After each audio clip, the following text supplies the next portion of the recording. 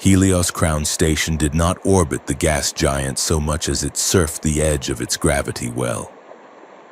The planet below was a bruised swirl of violet and sulfurous yellow, a chaotic storm system large enough to swallow moons, and suspended above it, the diplomatic station looked like a fragile ring of diamond dust and steel.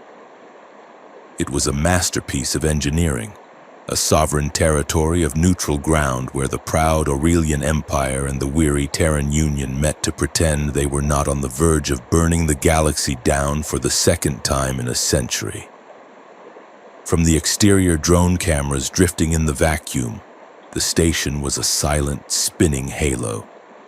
Inside, it was a cacophony of filtered air, expensive perfume, and the low, anxious hum of political maneuvering.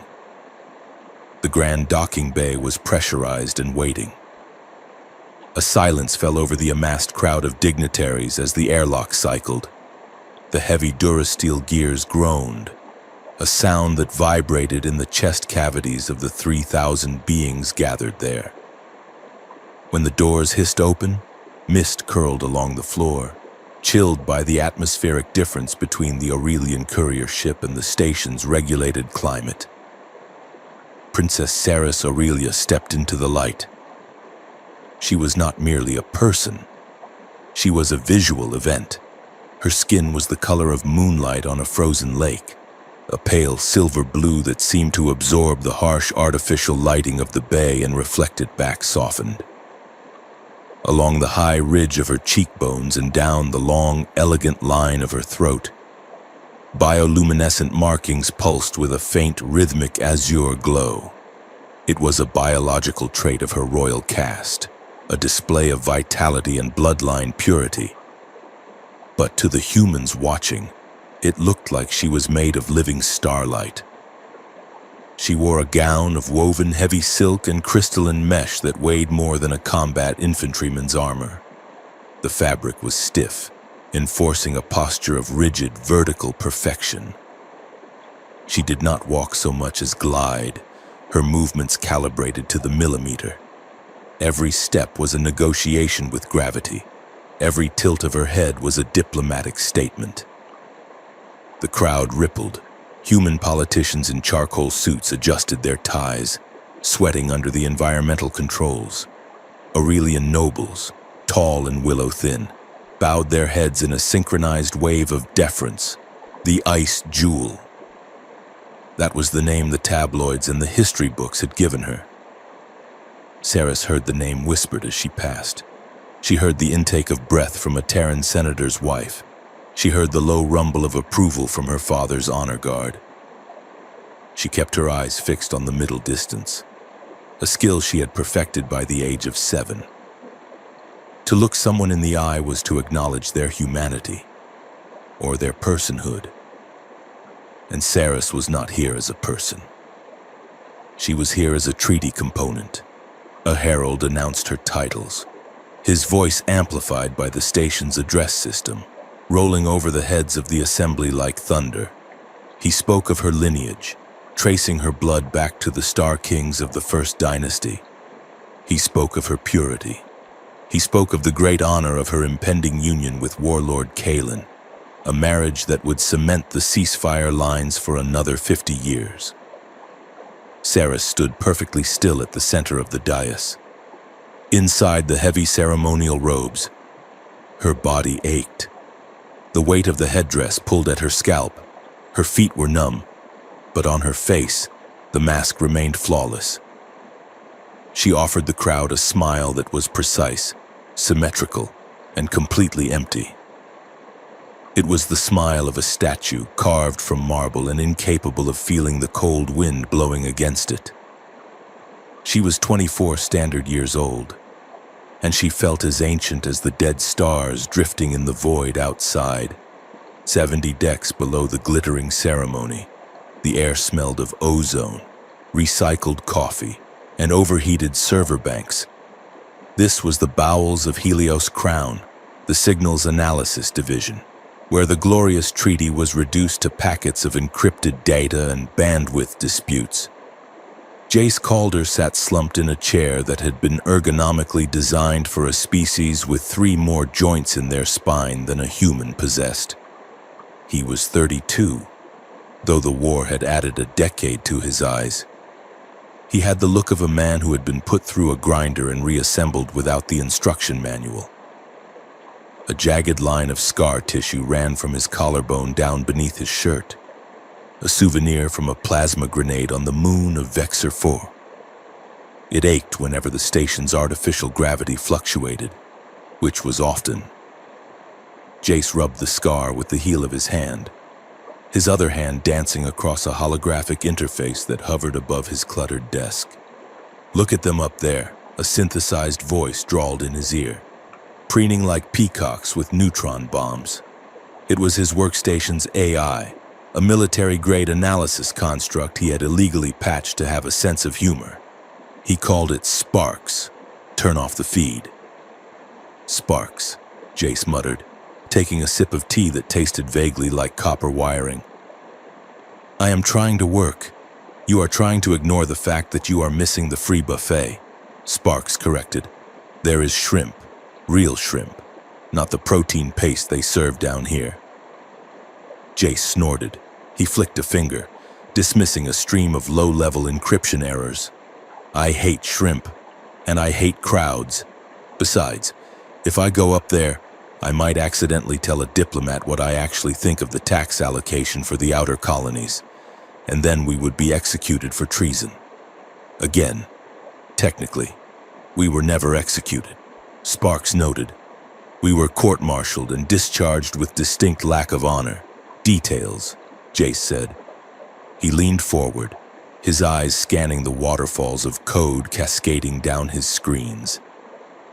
His job was to monitor the noise.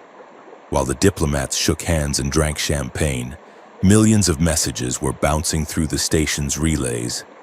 Trade deals, smuggling routes, love letters, espionage.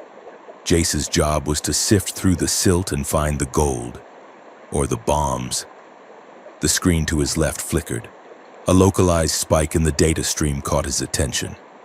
It was a ghost signal, buried deep inside a civilian gossip feed. But the encryption signature was wrong. It was too clean, too complex. "Hello," Jace whispered, the boredom vanishing from his posture. "What are you?" He isolated the packet. It was masking itself as a low-priority background process, something a teenager might use to bypass parental filters. But underneath the camouflage was Aurelian royal coding. It was sloppy, though not a spy's work. It felt amateurish, like someone using a master key to open a diary. Jace's fingers flew across the haptics. He peeled back the layers of the signal. He expected to find state secrets. He expected to find assassination coordinates or illicit bank transfers. Instead, he found a video player. It was a live hook into a private thread on a gossip network, the kind of digital trash heap where anonymous users speculated on which celebrity was sleeping with which terraforming tycoon. This particular thread was titled, "The Ice Jewel, Goddess or Ghost."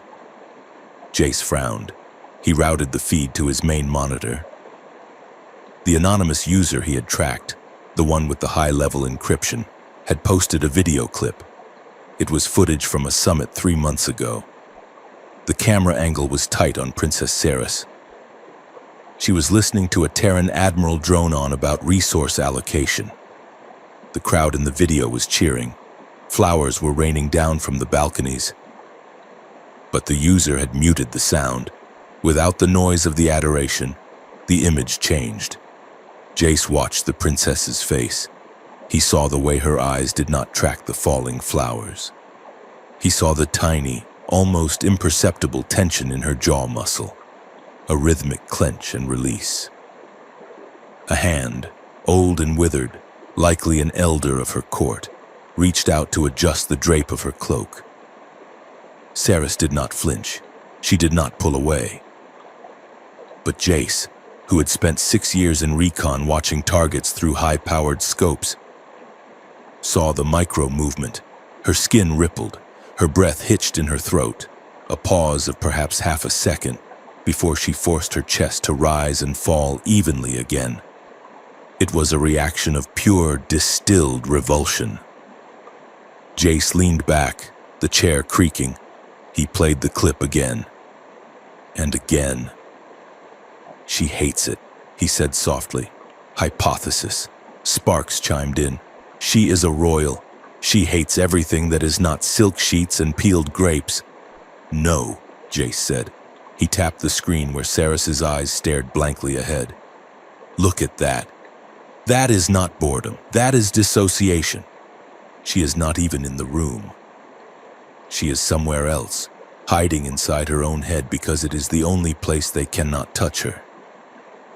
He felt a sudden, sharp pang of recognition. He knew that look. He had seen it in the mirror 1,000 times after the war. It was the look of someone who had been turned into an instrument, a thing to be used until it broke. The anonymous user, the one with the royal encryption, typed a message into the thread beneath the video. User 8921. "Does she ever blink? It is like watching a doll. I wonder if there is anyone home inside the ice." It was a cruel comment, typical of the gossip feeds. But then the same user posted again, a correction, or perhaps a moment of honesty slipping through the mask. User 8921. "I wonder if she remembers what it feels like to be warm." Jace stared at the text. The timestamp was 3 seconds ago. The signal origin was internal, high security sector. A crazy thought sparked in his brain. It was impossible. It was statistically absurd. And yet, the encryption, the specific focus on her pain, the timing. He opened a text box. He should not do this. It was a violation of protocol. It was unprofessional. It was dangerous. He looked at the princess's frozen face on the screen, and he remembered the cold nights on Vexor 4, waiting for evac that never came, wishing someone, anyone, would just talk to him like a human being and not a soldier number. His fingers moved before his common sense could stop them. He typed rapidly, his tone light, masking the sudden heaviness in his chest. "Jace, if you ever get tired of palaces and cold stares, anonymous stranger, I have got a tiny bunk, cheap synth tea, and exactly one warm human willing to listen. I would still want you even if you weren't wearing a crown." He hit send. The message vanished into the encrypted void, sliding into the thread right below the user's rhetorical question. Jace exhaled, running a hand through his messy dark hair. "You are an idiot, Calder," he told himself. "You are flirting with a bot or a bored press secretary." High probability of idiocy confirmed, Sparks agreed. But the syntax was charming, in a rugged, desperate sort of way. "Shut up," Jace said, but he did not close the window. He watched the blinking cursor, waiting. 6 decks above, in the penthouse suite of the Aurelian diplomatic wing. The silence was deafening. Saris sat on the edge of a massive, floating gravity bed. She had dismissed her handmaidens. She had dismissed the guards. She had stripped off the heavy ceremonial robes, leaving them in a pile of priceless silk on the floor like a shed skin. She wore only a bodysuit of thin, shimmering fabric that clung to her like a second skin, designed to regulate her body temperature in the alien climate of the station. Without the headdress, her hair, fine, white strands that drifted as if underwater, framed a face that looked younger, sharper, and infinitely more tired. She was shaking. It was a subtle tremor, running through her hands and down to her knees. The adrenaline of the performance was fading, leaving behind the cold ash of reality. She raised her left arm. Embedded in the silver cuff on her wrist was a holographic interface, illegal and unregistered. It was her only window to the world outside the palace filters. She used it to read what they said about her. It was a form of self-harm. She knew, picking at the scab of her own public image, but she could not stop. She needed to know that the world was real, even if it was cruel. She stared at the gossip thread. She was user 8921. She had posted the video of herself, driven by a dark, masochistic urge to see if anyone could see the truth through the pixels. Then the new message appeared. User, JC Low Orbit. If you ever get tired of palaces and cold stares, anonymous stranger, I have got a tiny bunk, cheap synth tea, and exactly one warm human willing to listen. I would still want you even if you weren't wearing a crown. Sarah stopped breathing. She read the words once, twice, 3 times. The text was simple, crude, even tiny bunk, cheap synth tea. It lacked the flowery, suffocating poetry of the court poets. It lacked the terrified reverence of the diplomats. I would still want you even if you weren't wearing a crown. The sentence hit her like a physical blow to the sternum. A memory violently surfaced. She was 10 years old. She was standing in a white, sterile room while a team of doctors poked and prodded her thin frame. They were discussing her genetic viability, her reproductive potential, her value as a biological asset. One of them had touched her shoulder to move her out of the scanner, his hand cold and impersonal, moving her like she was a piece of furniture. She had flinched. He had scolded her for lack of discipline. Do not move, Highness. You are disrupting the calibration. She had learned then that her body was not her own. It was a state resource. It was a vessel for bloodlines. To be wanted was to be assessed. To be desired was to be inspected. But this stranger, one warm human willing to listen, he did not know who she was, or did he? No. He was replying to an anonymous user. He was offering warmth to a ghost. The biomarkings on her cheekbones, usually dim to a polite regal faintness when she was alone, suddenly flared. A bright electric blue pulse raced down her neck. Her heart hammered against her ribs, a frantic, caged rhythm. It felt illegal. The warmth spreading through her belly felt like treason.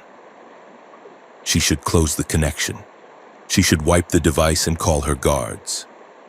She should go to sleep and prepare for tomorrow's breakfast with the warlord, where he would look at her with hungry, calculating eyes. Instead, her fingers hovered over the projection. She felt a reckless, wild energy seizing her, a terrifying desire to push the button and see if the world exploded. She typed, her movements jerky. Cirrus, hypothetically, if I knocked on your door, would you still want me when you see who I really am? She held her breath. The universe narrowed down to the blinking light on her wrist. The reply came 4 seconds later. Fast, unthinking, honest. JC Low Orbit. Hypothetically? Yes, especially then. Saris let out a sound that was half laugh, half sob. Especially then. He saw her. He had seen the video, seen the dissociation, seen the crack in the ice, and he had not turned away. He had leaned in. The loneliness that had filled her chest for 20 years suddenly twisted, morphing into something sharp and hungry. It was curiosity. It was defiance. It was a starvation for something real. She stood up. The motion was sudden, violent. She looked at the door.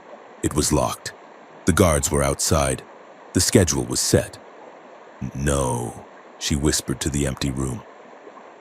She tapped a sequence into her wrist cuff.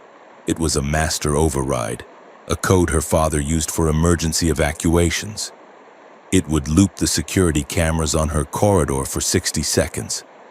It would unlock the service lift at the end of the hall. It was madness. It was political suicide. She grabbed a heavy hooded cloak from the wardrobe, throwing it over her shimmer suit. It was rough wool, meant for incognito travel, dark gray and nondescript. She pulled the hood up, shadowing her glowing face. She glanced at the coordinates embedded in the signal trace she had run on JC low orbit. Deck 72, Section 4, Cabin 9B, 6 minutes away. Saris Aurelia, Princess of the Empire, the Ice Jewel, the Living Treaty, opened her door and ran. Jace was staring at the screen, grinning like a fool, especially then, he muttered to himself. Smooth Calder, very smooth. She is probably a grandmother in a nursing home on Mars, and you just made her day. Probability of ghost date being a geriatric patient, 17%. Sparks calculated. Probability of it being a scam bot trying to steal your credit rating, 80%. You have no soul. Sparks, I have a processor which is more reliable. Jace stretched, his spine cracking audibly. He felt lighter than he had in weeks. Just the exchange, the brief moment of connecting with someone who seemed as lonely as he was, had shifted the atmosphere in the cramped bay. I am logging off, Jace said. I need sleep. And maybe a real drink, if I can find a bottle that hasn't been watered down by the mess hall staff. He reached for the power switch on his console. Thud. It was a heavy, solid sound. A knock on the hatch of his cabin. Jace froze. His hand hovered over the console. He lived in the maintenance sector. Nobody knocked here. The droids buzzed, and the supervisors calmed. Visitors were non-existent. Did you order pizza? Jace whispered. Negative, Sparks replied. Hypothesis. Ghost date has arrived. Jace rolled his eyes. Open the hatch, he commanded, expecting to see Harris from engineering looking to borrow a hydro spanner. The hydraulic seal hissed, depressurizing the small vestibule. The heavy metal door slid sideways with a grinding screech that Jace had been meaning to fix for 3 months. He spun his chair around, a casual greeting dying on his lips. The figure standing in his doorway was shrouded in a gray cloak that looked like it had been stolen from a monk. But beneath the hem, the fabric shimmered with a light that did not exist in nature. The figure stepped forward. One hand, long-fingered and elegant, reached up and pulled back the hood. Jace Calder stopped breathing. His heart did not just skip a beat, it stopped, rebooted, and then slammed against his ribs like a trapped bird. Princess Saris stood in his doorway. She was taller than she looked on the hollows. That was his first coherent thought. She was impossibly tall, and the bioluminescence on her face was not a special effect. It was bright, pulsing rapidly in sync with her breathing. Her eyes wide and dark, locked onto his. She looked disheveled. There was a flush of violet high on her cheeks. Her chest was heaving, as if she had run the entire way from the upper decks. Jace sat there, paralyzed. His brain was trying to reconcile the image of the galaxy's most unattainable woman with the reality of the person standing on his dirty metal floor mat. She looked around the room. She saw the pile of laundry in the corner. She saw the half-eaten protein bar on the desk. She saw the poster of a vintage starfighter taped to the bulkhead. Then she looked back at him. She saw a man in a stained technician's jumpsuit, with a jagged scar peeking out of his collar and eyes that were wide with panic. A very human, very startled man. She swallowed. He saw the movement of her throat. She took a step closer, crossing the threshold, entering his space. The smell of her hit him, ozone and crushed orchids, something cold and sweet. Her voice, when she spoke, was not the imperious, amplified voice of the ceremony. It was husky. It trembled. It was the voice of someone standing on a ledge, waiting to see if they would fly or fall. "Still want me?" she asked. The question hung in the air between them, heavier than the gravity of the giant below. Jace's world tilted on its axis. The walls of the cabin seemed to close in, focusing the entire universe down to the woman standing before him and the terrified, hopeful question on her lips. The door hissed open wider, exposing them to the corridor, but neither of them looked away. Jace just stared, his mouth slightly open, the roar of his own blood drowning out the hum of the station, as the reality of what he had done and what was about to happen crashed into him. Jace Calder reacted with the instinctive, panicked reflexes of a man who had spent too much time in war zones and not enough time in polite society. His brain registered the impossible reality of Princess Ceres Aurelia standing in his doorway, and his body immediately decided that this was a tactical error of catastrophic proportions. He slammed the heavy Durasteel hatch, or at least, he tried to. He threw his weight against the locking lever, intending to seal the cabin and perhaps wake up from this hallucination. But the door did not close. It stopped dead with a dull, vibrating thud, arrested in mid-motion by a single, pale hand. Ceres did not look like she was exerting herself. Her fingers, tipped with silver-manicured nails, were wrapped around the edge of the blast door. With a smooth, terrifyingly controlled motion, she pushed back.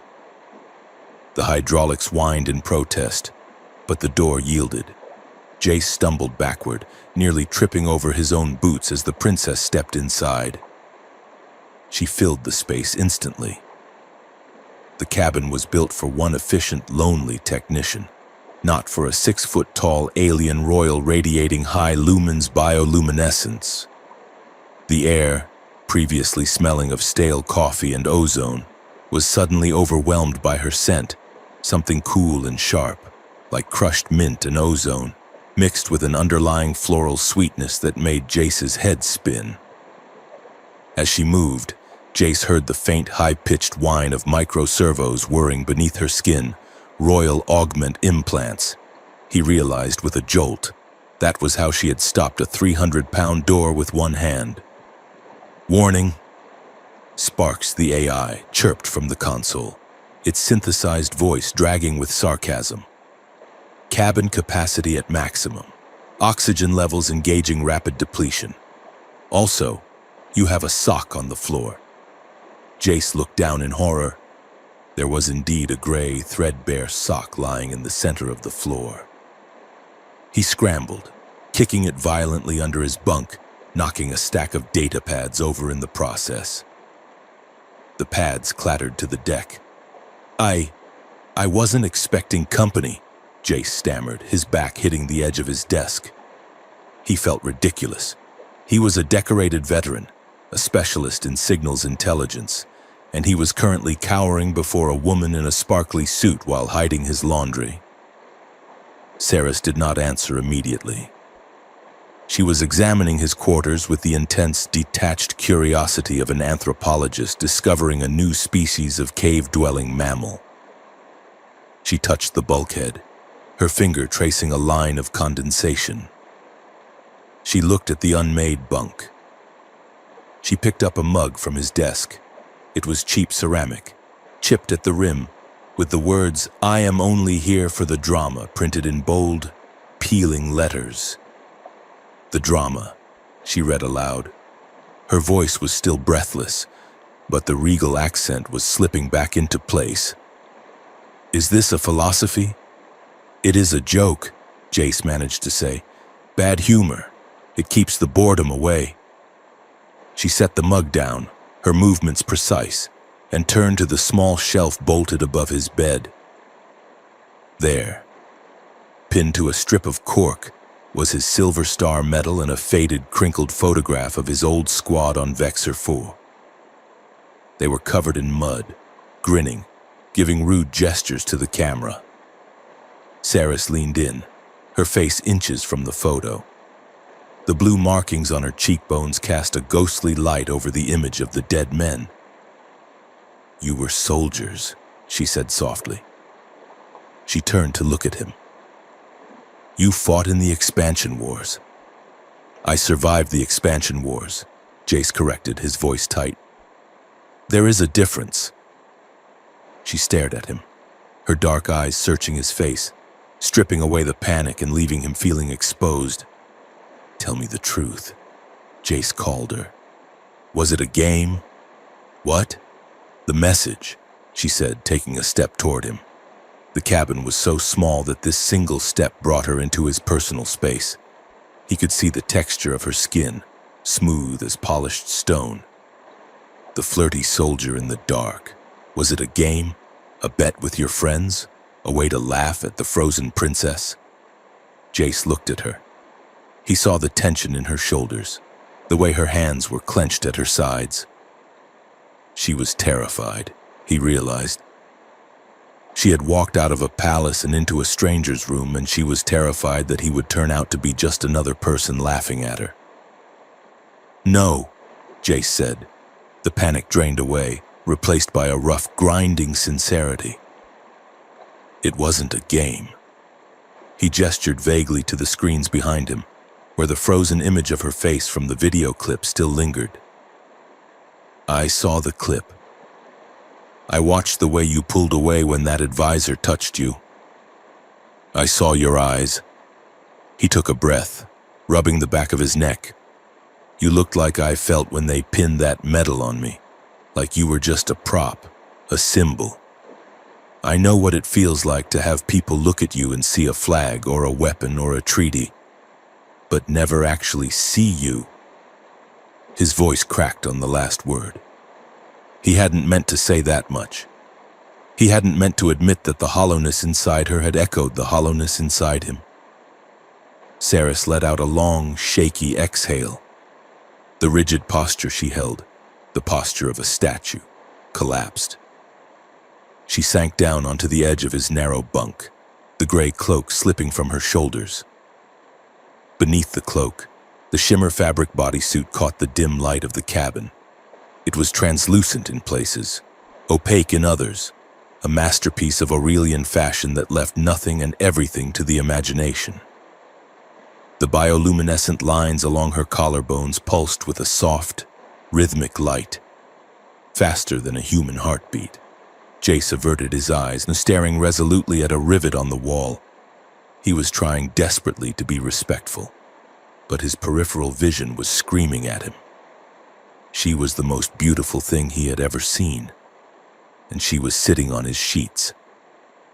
"You are the first person in 10 years, Saris said, her voice quiet, "who has offered me something without asking for a signature in return." She looked up at him. "Jace." He looked back. She leaned forward. The air in the room seemed to thicken, charged with static. She raised a hand, her fingers hovering inches from his cheek, close enough that he could feel the radiant heat of her skin, but not touching. It was a question, a test of boundaries. "Do you want me because I am a princess?" she asked. Her lips curled in a smile that was half mocking, half desperate. "Because I am the forbidden fruit? Or do you want me in spite of it?" Jace looked at the royal crest fused into her bodysuit. He looked at the glowing alien markings that marked her as a species apart. "The title terrifies me," Jace whispered. "If my supervisors knew you were here, I would be airlocked before breakfast. I don't want the princess. I don't care about the treaty." He moved his hand, catching her hovering fingers.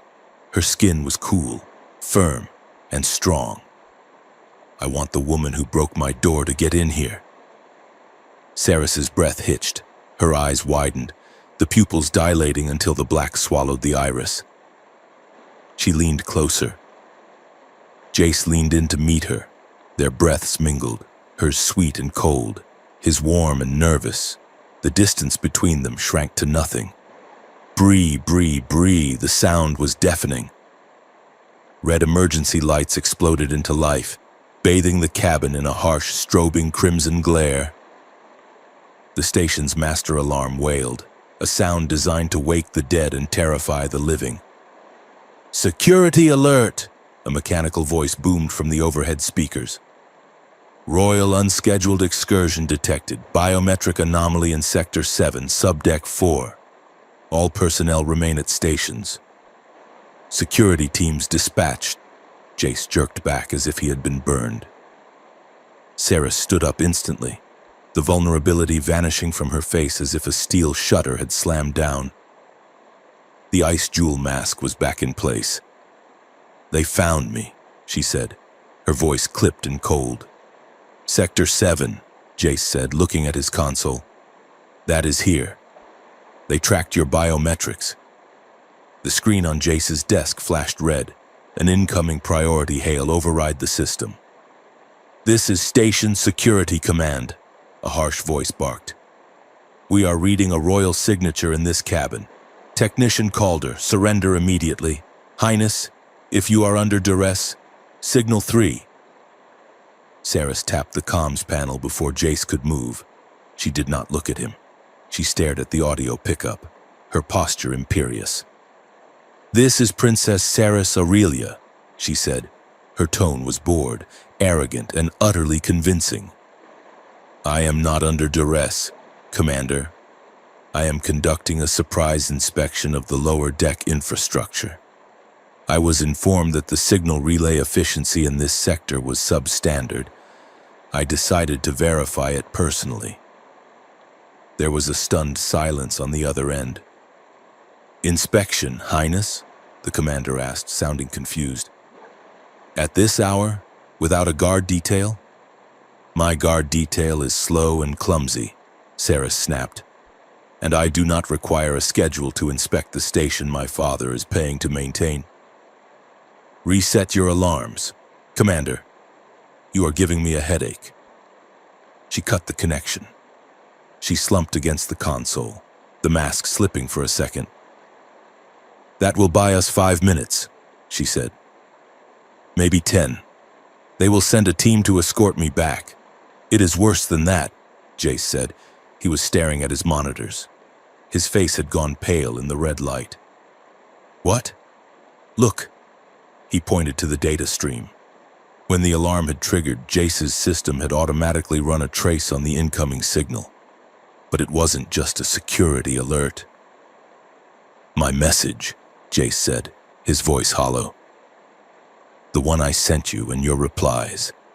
They were not just flagged by security." On the screen, a file directory was blinking.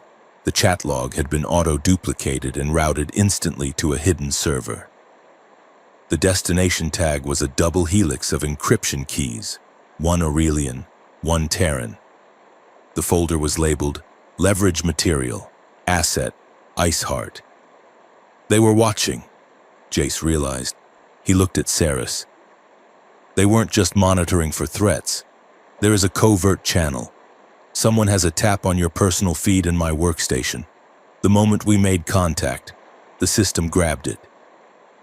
Saris stared at the screen. "Leverage," she whispered. "It is a blackmail file," Jace said, typing furiously, trying to trace the routing. "See here, it is shared access. There is a faction, a group inside both our governments. They are collecting dirt. If this leaks," Saris said, the horror dawning on her, "it destroys the treaty. The princess sneaking down to a human soldier's bunk? They will say I was trading state secrets, or that I am unstable. They will use it to annul the marriage on their terms, or force my father to concede territory to keep it quiet." She looked down at her hands. "My body. They are using my body as a bargaining chip again. Even my mistakes are not my own." "We have to delete it," Jace said. He hit a command key. "Access denied." "Damn it!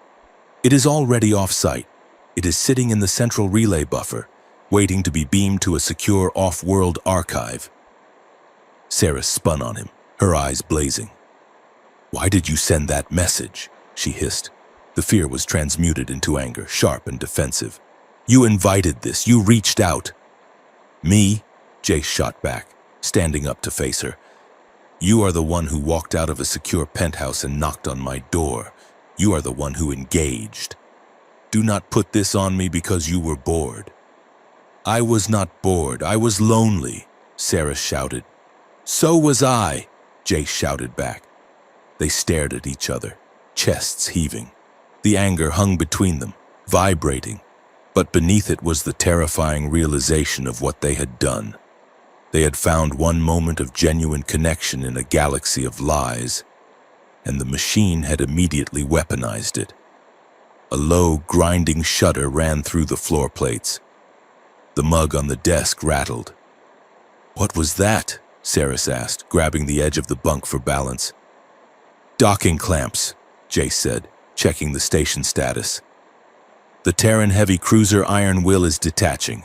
It is the scheduled envoy departure." He watched the power grid fluctuate. The lights in the cabin dimmed, then flared bright. "Wait," Jace said. "The power dip. That is not normal." He pulled up the energy schematics. "Someone is using the power draw of the docking release to mask a data purge. They are scrubbing the local logs." "Who?" "The owners of that leverage folder," Jace said grimly. "They are erasing their tracks. They have the blackmail material securely in the relay, so now they are wiping the evidence that they were spying on us. If we do nothing, in 10 minutes, the only proof that exists will be the file they hold over our heads. They will own us." He looked at Saris. "We can't let that file leave the station." "How do we stop it?" Saris asked. "You said access was denied." "Access is denied from here," Jace said. He looked at the ventilation grate near the floor, then at the schematic of the station. "But the central relay core, that is hardwired. If we can get physically to the server room, I can jack in directly. I can copy the file and delete the original before it transmits."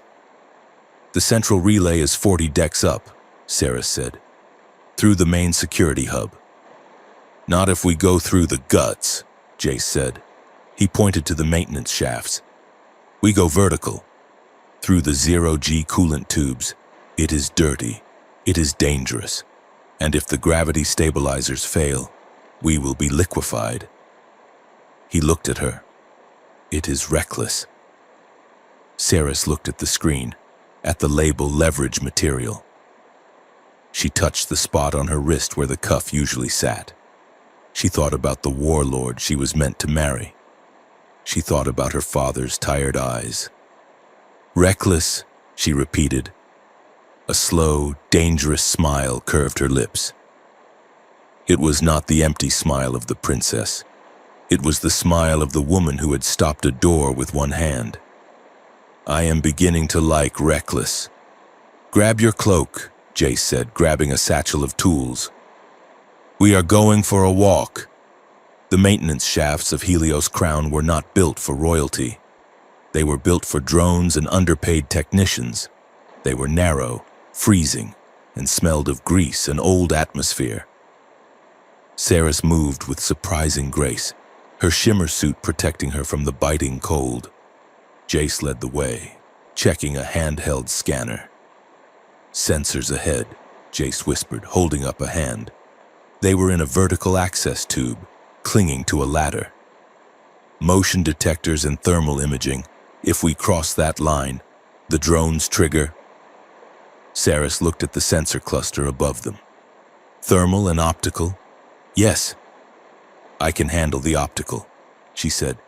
"Close your eyes." "Why?" "Just do it." Jace squeezed his eyes shut. Saris closed her eyes and focused on her blood.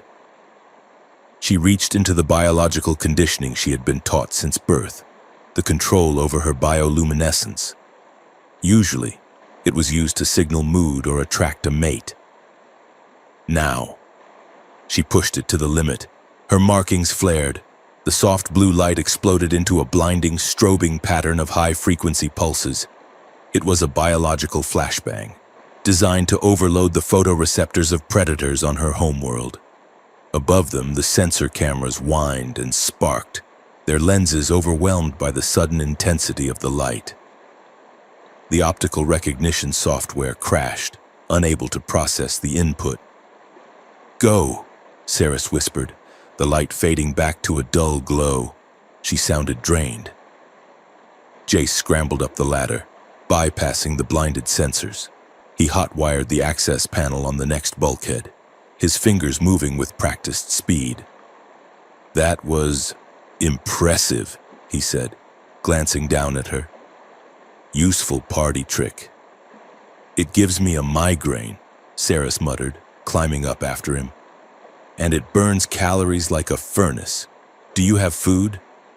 "I have a protein bar that tastes like sawdust," Jace offered, pulling a squashed package from his pocket. She took it, tore it open with her teeth, and ate it in 2 bites. "Delicious," she lied. "Lead on, soldier." They reached the 0G coolant section. Here, gravity vanished. They floated through the center of a massive icy pipe, pulling themselves along by handholds. The silence was profound, broken only by their breathing and the distant thrum of the station's reactor. "You are terrified," Saris said quietly. It wasn't a question. "I am courting court-martial, treason charges, and death," Jace said, kicking off a wall to drift toward the next hatch. "Yes, I am terrified." "You hide it well with the sarcasm," she noted, floating beside him. In 0 gravity, her movements were aquatic, fluid and perfect. "It is a survival mechanism," Jace said. "If I am laughing, I am not screaming." "I was taught to freeze," Saris said, "to become ice.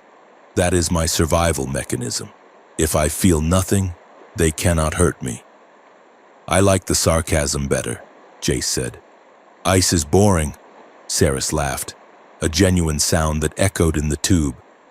"You are going to get us killed," Jace called her. "At least it will be a good story." They reached the end of the tube. Jace cycled the airlock, and gravity returned with a sickening lurch. They were in the central relay core. It was a cathedral of data. Towering banks of servers rose into the darkness, blinking with millions of blue and amber lights. The air hummed with the sound of massive processing power. "The primary console is in the center," Jace whispered, "but there are patrol drones. Stay low." They moved behind a row of coolant towers, a security drone, a sleek black sphere floating on anti-grav repulsors. Swept past, its red scanning beam sweeping the floor. Jace pulled Saris into the shadows behind a support column. There was no space. He had to press himself against the metal, and she had to press herself against him. Her body was flush against his. He could feel the hard lines of her royal implants beneath the soft fabric of her suit. He could feel the warmth of her breath on his neck. The drone hovered nearby, whirring suspiciously. Saris looked up at him. Her eyes were huge in the darkness.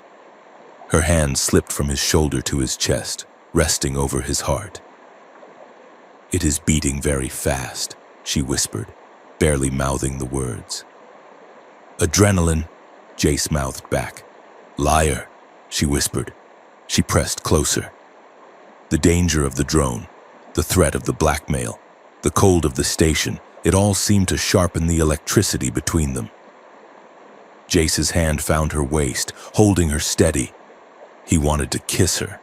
It was a stupid, suicidal impulse, but the ache was unbearable. The drone moved on. Jace let out a breath he had been holding for a minute. He didn't let go of her waist immediately. "We have to move," he said, his voice rough. They sprinted to the main console. Jace jacked his decoder tool into the port.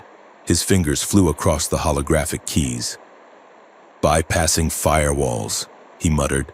"Locating the buffer. Got it. File leverage Iceheart." "Copy it," Saris said, watching the corridor. "And see who signed the upload." "Copying." Jace watched the progress bar. "Signature trace. Wait," he frowned. "It is not just a blackmail file.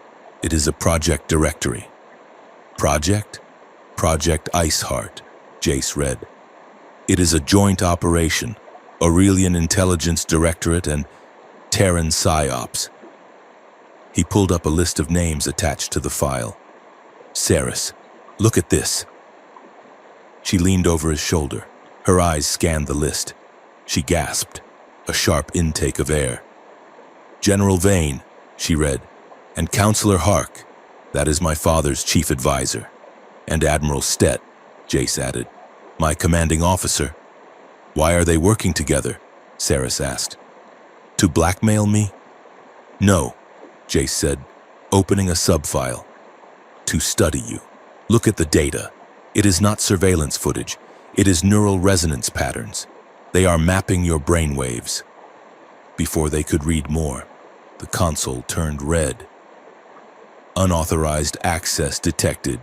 Trap, Jace shouted, ripping his tool out of the port. The file was baited. Sirens erupted in the relay core. Not the general alarm this time. This was a containment breach siren, high-pitched and screaming. Intruders in core, the system roared. Seal all exits. Purge atmosphere in 30 seconds. Run! Jace grabbed Saris's hand. They sprinted away from the console just as a blast door slammed down over the main exit. Cargo airlock, Jace yelled, pulling her toward a service hatch. It is the only way out. Drones dropped from the ceiling, their tasers charging with blue lightning. Jace didn't stop to fight. He threw a localized EMP grenade, one of the few contraband items he kept in his belt, over his shoulder. It detonated with a crump, dropping 2 drones out of the air. But more were coming. They burst into the cargo bay. It was a massive hangar, half filled with crates. At the far end, a small transport shuttle sat clamped to the launch rail. Get in! Jace shoved Saris toward the shuttle's open ramp.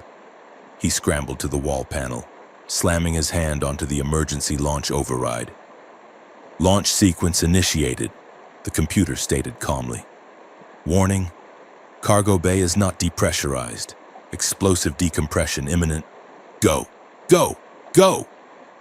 Jace dived into the shuttle just as the massive outer doors of the cargo bay began to blast open. The air in the hangar was sucked out into the vacuum of space with the force of a hurricane. Crates, tools, and debris were ripped from the floor and hurled toward the stars. The shuttle, caught in the violent outflow, was torn from the rail before its engines could fully ignite. It tumbled out of the station, spinning wildly into the darkness. Inside, Jace and Saris were thrown against the bulkheads. The artificial gravity flickered and died. They floated in the dark cabin, breathless, bruised, and terrified. Outside the viewport, the massive ring of Helios Crown receded rapidly, a glittering island of safety that was now a hunting ground. Jace reached out in the dark, finding Saris's hand.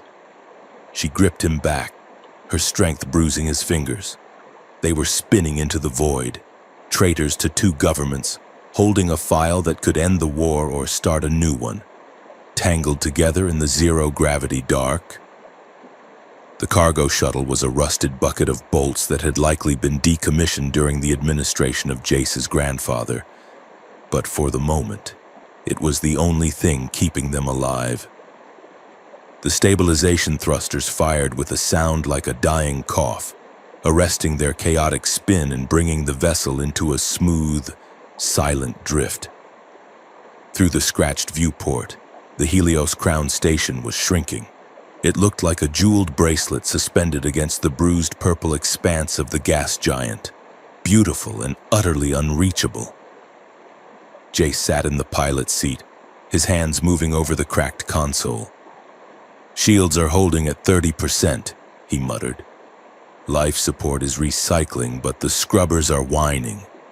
And we have enough fuel to get to the nearest jump gate, provided we do not sneeze too hard and alter our trajectory. He glanced back at Saris. The princess was standing in the center of the cramped cabin.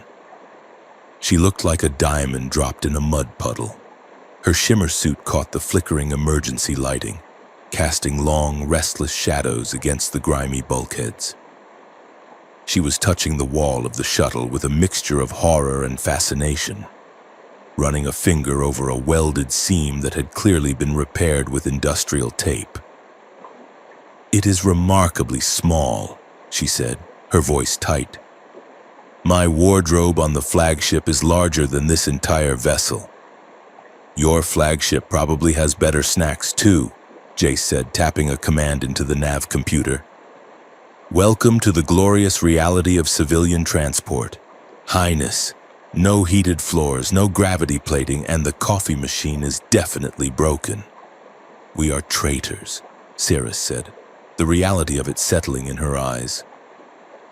My father will have declared me a kidnapping victim. The Terrans will have declared you a rogue element. We are nowhere. We are somewhere, Jace corrected. We are heading for Blackwell's Drift. Cirrus frowned. The Drift? That is a scavenger colony. It is lawless. It is independent, Jace said. And it is the only place with an encrypted data node strong enough to crack the rest of that file without lighting up every listening post in the sector. I have contacts there. Old war buddies who owe me money or their lives. Usually both. He pushed the throttle forward. The engines groaned, and the shuttle lurched toward the distant shimmer of a jump gate.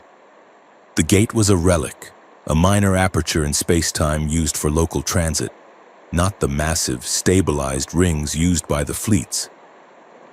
As the shuttle approached the event horizon, the space around them began to ripple like oil on water. Hold on, Jace warned. This drive is not calibrated for smooth entry. It is going to get weird. Weird? Cirrus asked, gripping the back of his chair. Define weird. Micro rifts, Jace said. The shielding lags behind the physical displacement. You might see things. Before she could ask what he meant, the universe turned inside out. They hit the threshold. The stars elongated into streaks of neon fire. A sensation of vertigo slammed into them, as if gravity had suddenly decided to pull in 4 directions at once. Then, the echoes hit. For 3 seconds, the interior of the shuttle seemed to fracture. Cirrus blinked, and suddenly she was not standing behind the chair. She saw a translucent, ghostly version of herself screaming at Jace, tears streaming down her face. She blinked again. The image shifted. Now the ghostly Jace was slumped over the console, blood pooling on the controls, his chest still. Blink. She saw herself and Jace pressed against the bulkhead, bodies tangled together, kissing with a desperate, starving intensity that made her own breath hitch in her throat. Do not look at them, Jace's real voice shouted, cutting through the visual noise. Focus on me. Look at the back of my head. Sarah squeezed her eyes shut, her heart hammering against her ribs. The visions burned behind her eyelids. The death, the anger, the passion. It was as if the universe was flipping through a deck of cards, showing them every possible way this reckless escape could end. With a sickening lurch, the shuttle burst out of the rift and back into normal space. The ghosts vanished. The stars settled back into pinpoints of cold light. Saris gasped, sagging against the pilot's chair.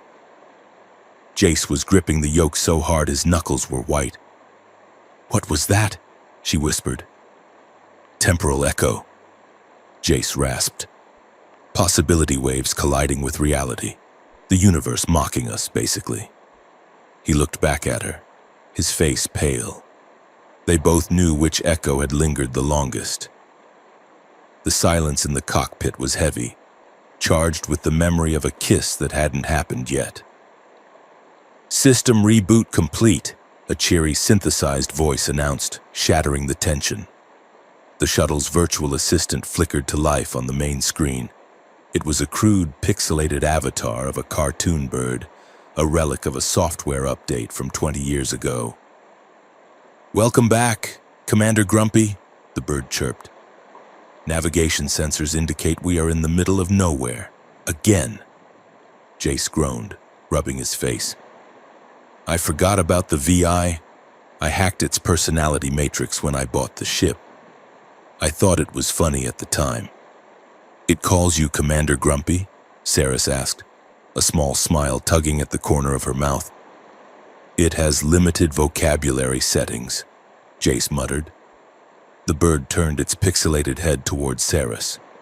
New passenger detected. Scanning. Species Aurelian. Status. Royal. Identity. Princess Sirius Aurelia. Saris, the princess corrected automatically. Whatever. The bird squawked. Bioscans indicate elevated heart rates for both passengers. Analysis. Sexual tension detected. Recommendation. Just kiss already so I can turn down the climate control. Energy conservation is important. Saris laughed. It was a rusty sound, startled out of her, but it grew into a genuine laugh that doubled her over. She laughed until tears pricked her eyes, the sheer absurdity of the moment breaking the dam of fear that had been holding her together since she left the palace. "It is an abomination," she gasped, wiping her eyes. "Turn it off."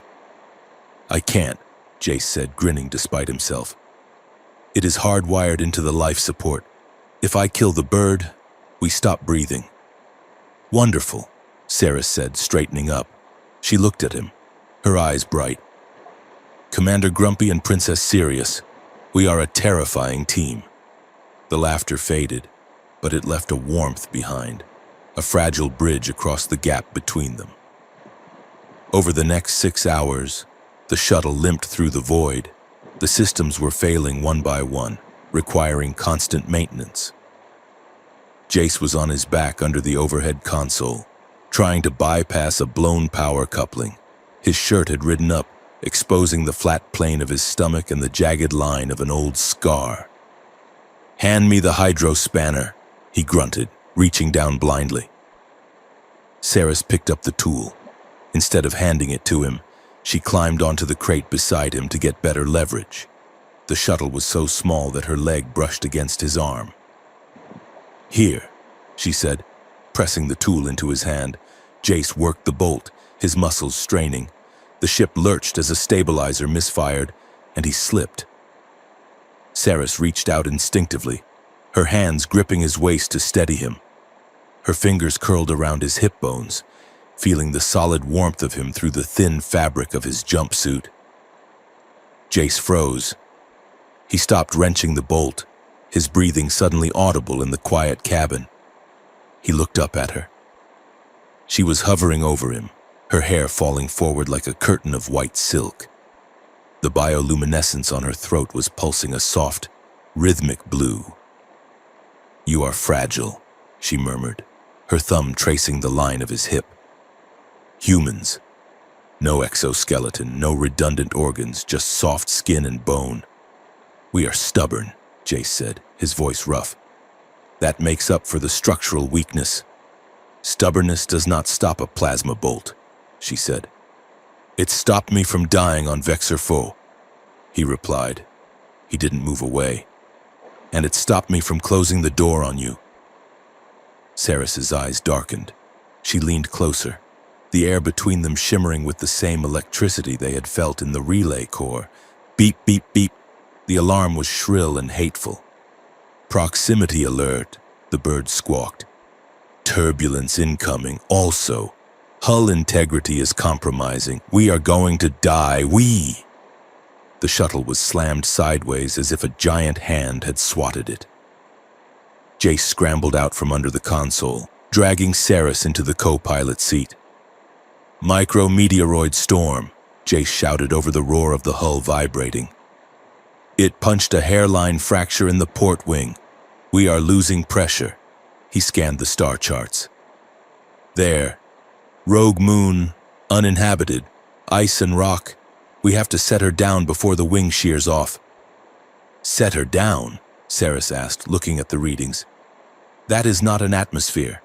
That is a blizzard." "Brace for impact!" The shuttle screamed as it hit the atmosphere. Fire washed over the viewport. The metal groaned, a terrifying sound of stressing alloy. Jace fought the yoke, his teeth gritted, wrestling the falling brick of a ship toward a flat expanse of white. They hit hard. The landing skids sheared off instantly. The shuttle belly flopped onto the ice. skidding for 2,000 meters in a spray of frozen slush and sparks before slamming into a snowbank. Silence fell. "Everyone okay?" Jace groaned, unbuckling his harness. "I am alive," Sarah said, her voice shaky. "Though my dignity may be fatal." "Hull breach in the aft compartment," Jace said, checking the damage. "The heater is dead. The power cell is cracked. It is going to get cold. Fast." He wasn't lying. Within an hour, the temperature inside the shuttle had dropped to 40 degrees below zero.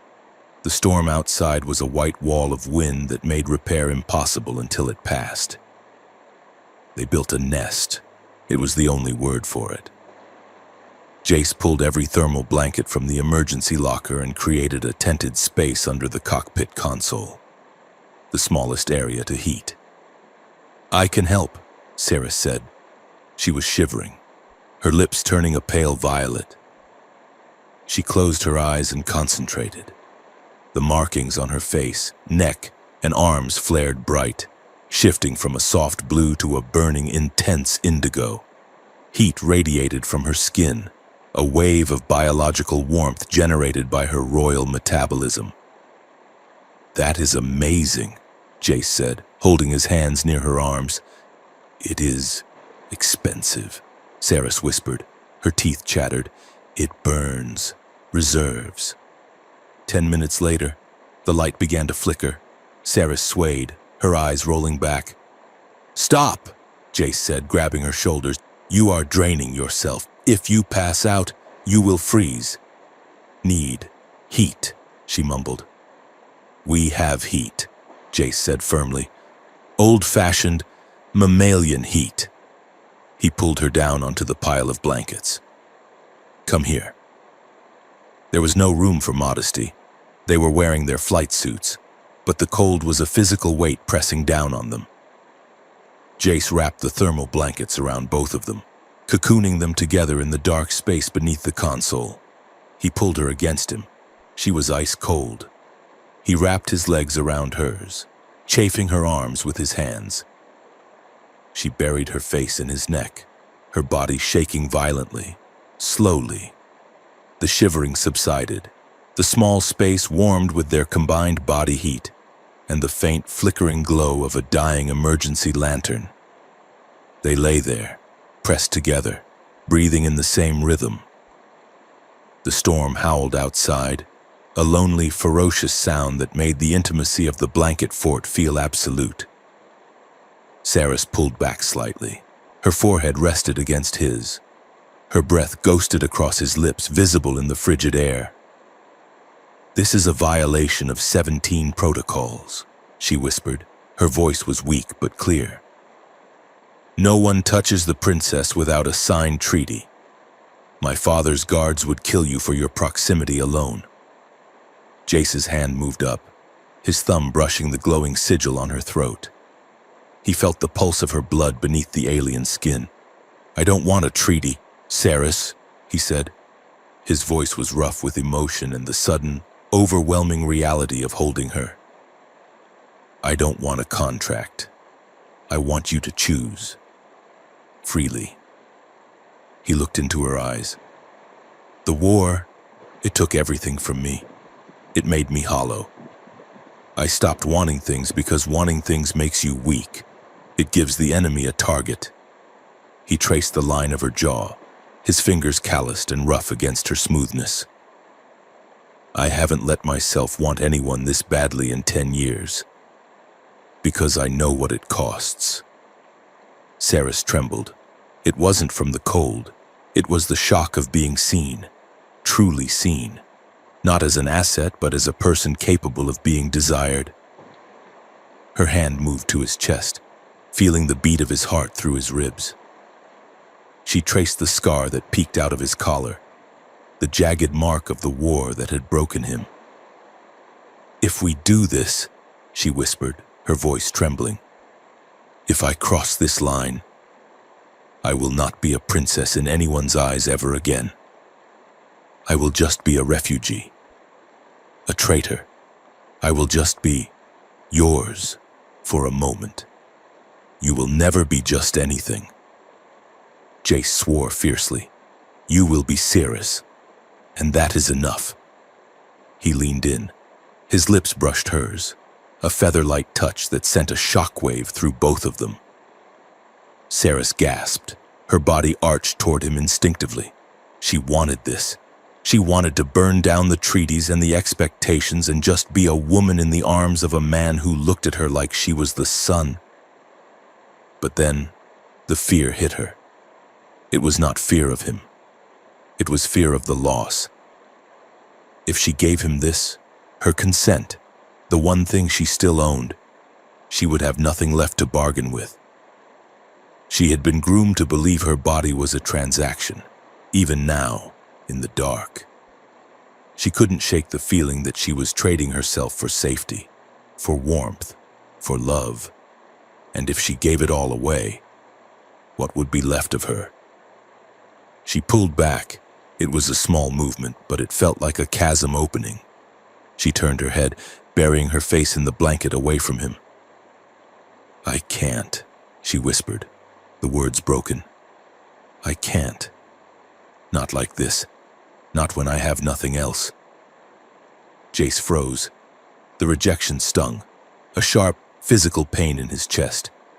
He felt the raw ache of unfinished intimacy, the desire that had nowhere to go. But he didn't push. He didn't argue. Okay, he whispered. He kept his arms around her, but the embrace shifted. It was no longer a prelude to passion. It was just survival. Okay, sleep. Ceres, I have you. The silence that followed was louder than the storm. Morning brought a pale, sickly light filtering through the snow-packed viewport. The storm had broken. They worked in strained silence. The air between them was brittle, heavy with the things they hadn't done and the words they hadn't said. Jace focused on the external patch, welding a plate over the microfracture with grim intensity. Ceres stayed inside, running diagnostics on the nav computer. She needed a distraction. She needed to stop thinking about the warmth of Jace's skin and the way he had looked when she pulled away. She opened the data file. Project Iceheart. She had the decryption key Jace had stolen from the relay. She plugged it in. The screen scrolled with complex biodata. As she read, the blood drained from her face. Jace, she called out. Her voice was flat, dead. He climbed back in through the hatch, wiping grease from his hands. Patch is holding, we can...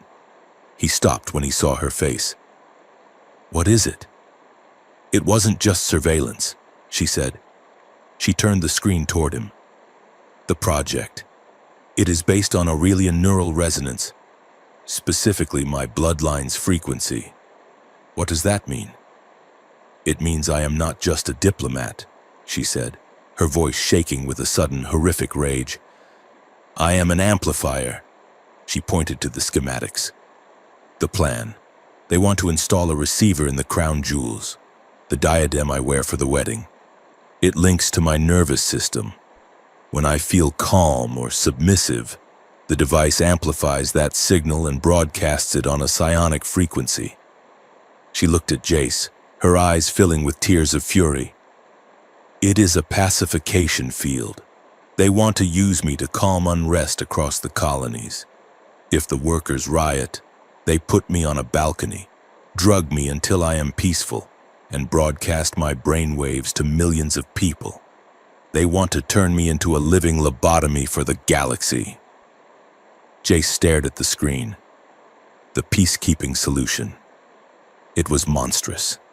It was the ultimate violation, stripping her of her mind to enslave the minds of others. My whole life, Ceres whispered. The lessons on emotional control, the suppression of my temper, the ice jewel persona. They were not teaching me to be a queen. They were calibrating me. They were building a component. Jace slammed his fist into the bulkhead, denting the metal. They will never put that thing on you, he vowed, his voice low and dangerous. I will burn the galaxy down before I let them turn you into a tool. Saris looked at him. The awkwardness of the night before was gone, replaced by a shared, burning purpose. We have to get to Blackwell's Drift, she said, wiping her face. We have to expose this now. Buckle up, Jace said, jumping into the pilot's seat. We are leaving. Blackwell's Drift was a sore on the face of the sector. It was a station stitched together from the carcasses of dead starships, asteroid chunks, and stolen colony modules. It spun lazily in the dark, leaking atmosphere and radiation in equal measure. They docked in a bay that smelled of sulfur and frying oil. Neon signs in a dozen languages flickered overhead, advertising credits for chromosomes. Hyper whiskey, and no questions asked. Jace led Saris through the crowd. She wore her gray cloak, the hood pulled low, but she walked differently now. The hesitation was gone. She moved with the predatory grace of someone who knew she was being hunted. They found Rhea in the back of a cyber cafe that doubled as a chop shop for illegal prosthetics. Rhea was a Terran woman with a robotic eye and a smile that looked like a warning sign. Calder, she said, not looking up from the datapad she was welding. I heard you were dead, or a traitor. The news feeds cannot decide. I am a multitasking overachiever, Jace said, sliding onto the stool next to her. I need a favor. Rhea, a big one. He slapped the data chip onto the table. Rhea picked it up, her mechanical eye whirred, zooming in on the casing. High-grade military encryption, royal signatures. This is hot. Jace, this is melt my fingers hot. Can you crack it? I can crack anything, Rhea said. The question is, can you pay? My rates have gone up since the embargo. We have no credits, Saris said, stepping out of the shadows. Rhea whistled. Well, hello. Sparkles. You brought the princess, Jace, you dog. We can pay in trade, Jace said quickly. We help you. You help us. Rhea leaned back, crossing her arms. Actually, I do have a problem. There is a corrupt Port Authority ring operating out of the Red Nebula nightclub. They are trafficking refugees, listing them as bioassets and shipping them to the mines. Saris stiffened. Bioassets, she repeated. The word tasted like bile. I need to access their ledger to expose them, Rhea said. But the club is VIP only, decadent, flashy. I can't get in. But a disgraced princess and her human boy toy, you would fit right in. We will do it, Saris said instantly. Jace looked at her. Saris, it is dangerous. They are selling people, she said, her eyes hard. We do it. 2 hours later, they walked into the Red Nebula. The club was a sensory assault. Bass thumped in the floor, vibrating in the teeth. The air was thick with flavored smoke. Saris had discarded the cloak. She had modified her shimmer suit, tearing the hem to make it scandalous. And she had dialed her bioluminescence up to a blinding, arrogant brightness. She strode into the club like she owned it, with Jace trailing a step behind, playing the role of the sulky, dangerous consort. They found the trafficker's booth. The target was a bloated slug of a man named Vorn. Saris slid into the booth uninvited. She grabbed Vorn's drink and downed it. You look bored, she drawled, leaning back against Jace's chest. She grabbed Jace's collar, pulling him down so his face was next to hers. My pet here is boring me. Tell me, do you have anything fresher? It was an act. It was a heist.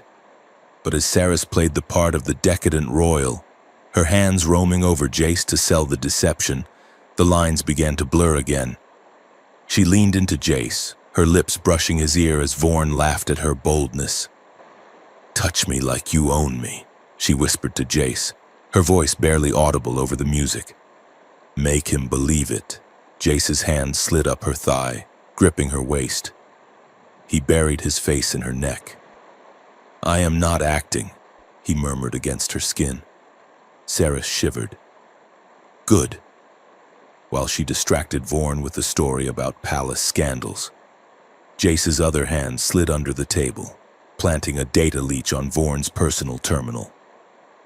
"Download complete," Ria's voice crackled in Jace's earpiece. "I have the ledger, and I am starting the decryption on your Ice Heart file. Get out of there." Sarah stood up, tossing a credit chip, empty, at Vorn. "Boring," she declared. "Come along, pet. Let us find somewhere darker." They swept out of the club, hearts pounding, adrenaline flooding their systems. They had done it. They had saved the refugees, and the truth about Iceheart was being unlocked. But as they disappeared into the crowd, a figure in the shadows lowered a pair of electro-binoculars. The figure wore the uniform of the Aurelian Royal Guard, but the insignia was blackened. He tapped a comms link. "Target located," the assassin whispered. "Princess is off-grid in Sector 4. She is with the human asset. Initiate retrieval protocol. Lethal force authorized for the human." The assassin merged into the crowd, sliding a monofilament blade from his sleeve, moving silently toward the two figures laughing in the neon rain. The neon-drenched anarchy of Blackwell's Drift dissolved into a nightmare of flashing lights and screaming alarms.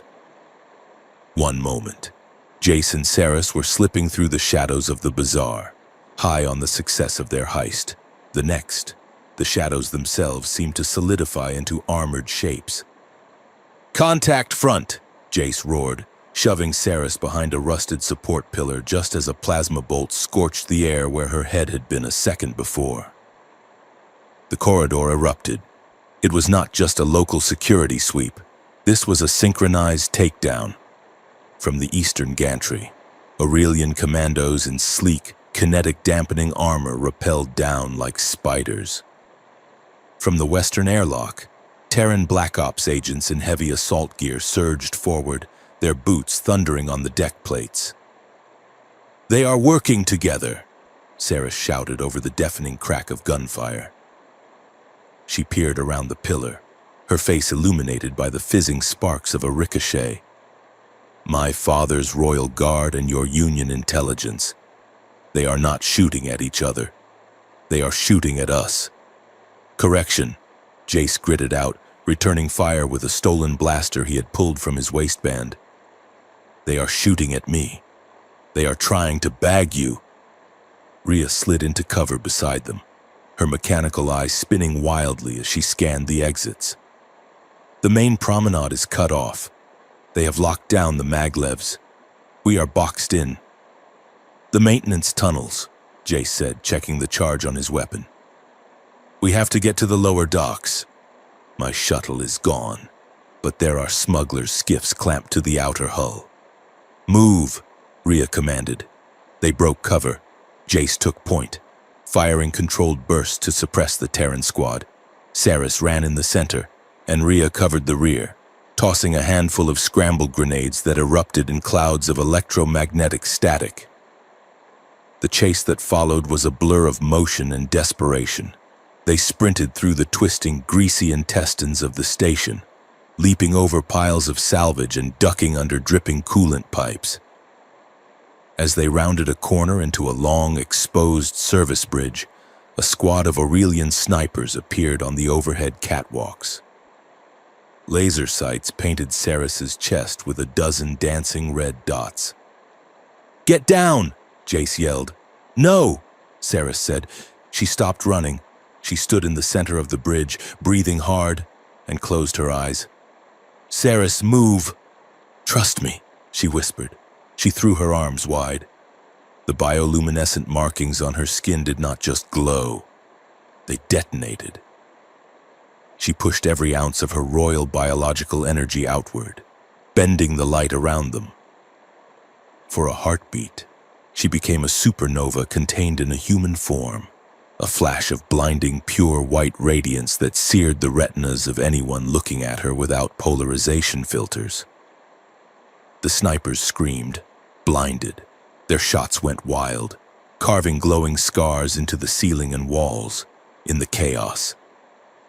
Saris grabbed Jace and Rhea. Now! She twisted the light further, wrapping the three of them in a refractive field. To the recovering guards, the bridge appeared empty. The trio ran right past the confused kill team. Invisible ripples in the air, their footsteps masked by the wailing station sirens. They burst through the blast doors of the lower docks, gasping for air. Saris stumbled, the light fading from her skin, leaving her gray and trembling.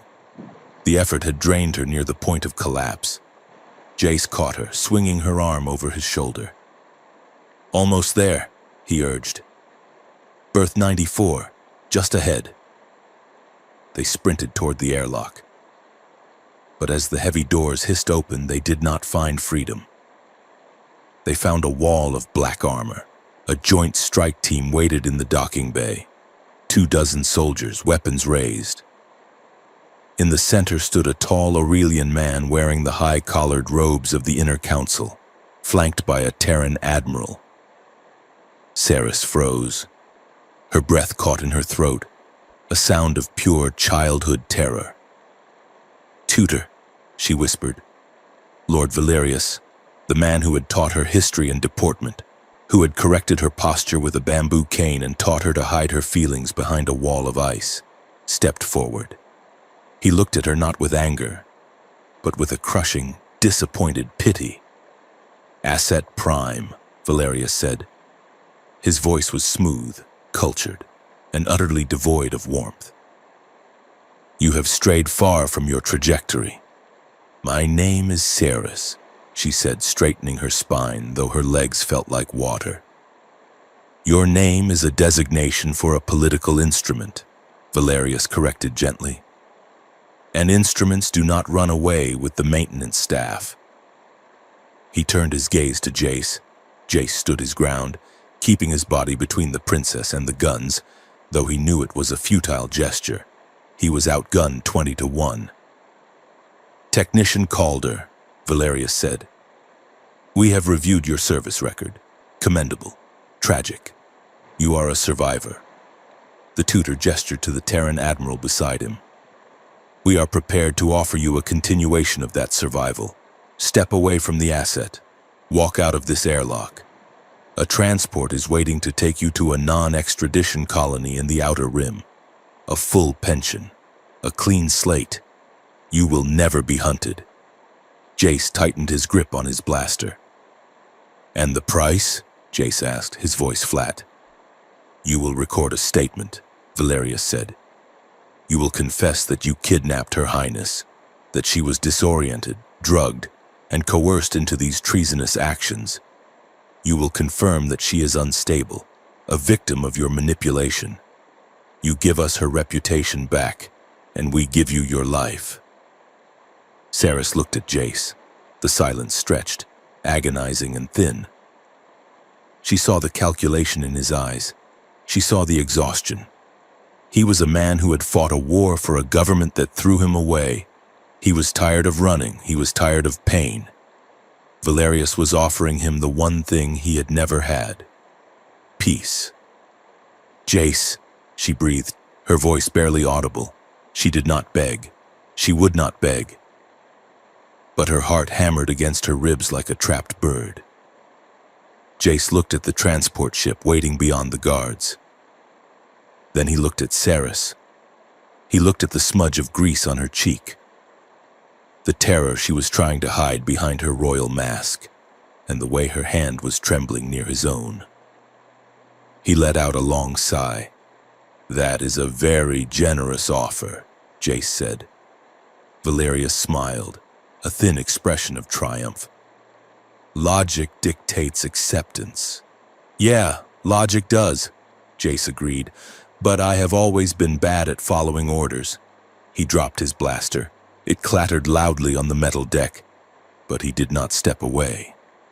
He stepped closer to Saris. his shoulder brushing hers, a solid wall of warmth against her side.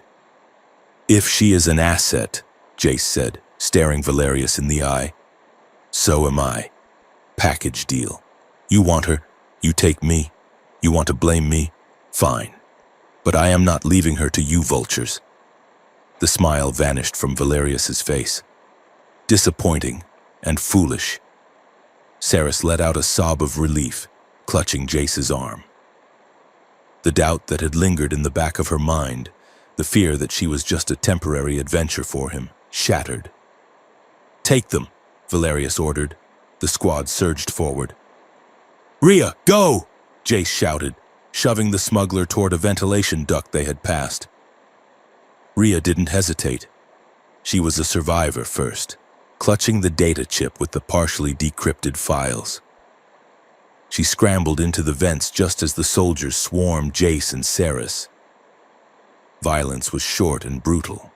Jace fought, but a stun baton slammed into his kidney, dropping him to his knees. Saris screamed his name, her hands glowing as she tried to summon a blast, but a neural dampener collar was slapped around her neck, cutting off her connection to her bioenergy. She collapsed, gasping, as the world greased into darkness. Consciousness returned in fragments of pain and cold. Saris was no longer in the dirty, vibrant chaos of the station. She was back in the sterile white hell of Aurelian design. She was suspended in a gravity field aboard the Royal Dreadnought Athelgard. She could not move. Her limbs were held by bands of force. The air smelled of antiseptic and ozone. "Subject stability at 40%, a medical drone droned. Cortisol levels critical." Valerius stood beyond the containment field, watching her monitors. "Calibrate the dampener," he ordered. "We need her docile for the summit." They did not beat her. They did not need to. They used the stability assessments, invasive psychic scans that clawed through her mind, looking for the cracks, smoothing out the jagged edges of her rebellion. It felt like invisible fingers reshaping the gray matter of her brain, trying to mold her back into the perfect, unfeeling statue she had been. She fought them. She focused on the memory of the ice moon, the cold, the blanket, Jace's heartbeat. Jace was suffering a different kind of hell. He was in the brig of the Terran cruiser Iron Will, docked alongside the Dreadnought. His cell was a box of gray steel. He was strapped to a chair, an interface jacked directly into his neural port, a military AI, the same model he used to work with, cycled through his memories, but this one was not cracking jokes. It was weaponizing his guilt. It replayed the explosion on Vexor 4. It replayed the faces of his dead squad. It replayed the moment he dropped his weapon at the dock, twisting it, asking him over and over, "Why did you give up? Why did you fail them? Why are you weak?" "You are nothing," the AI whispered in his own voice.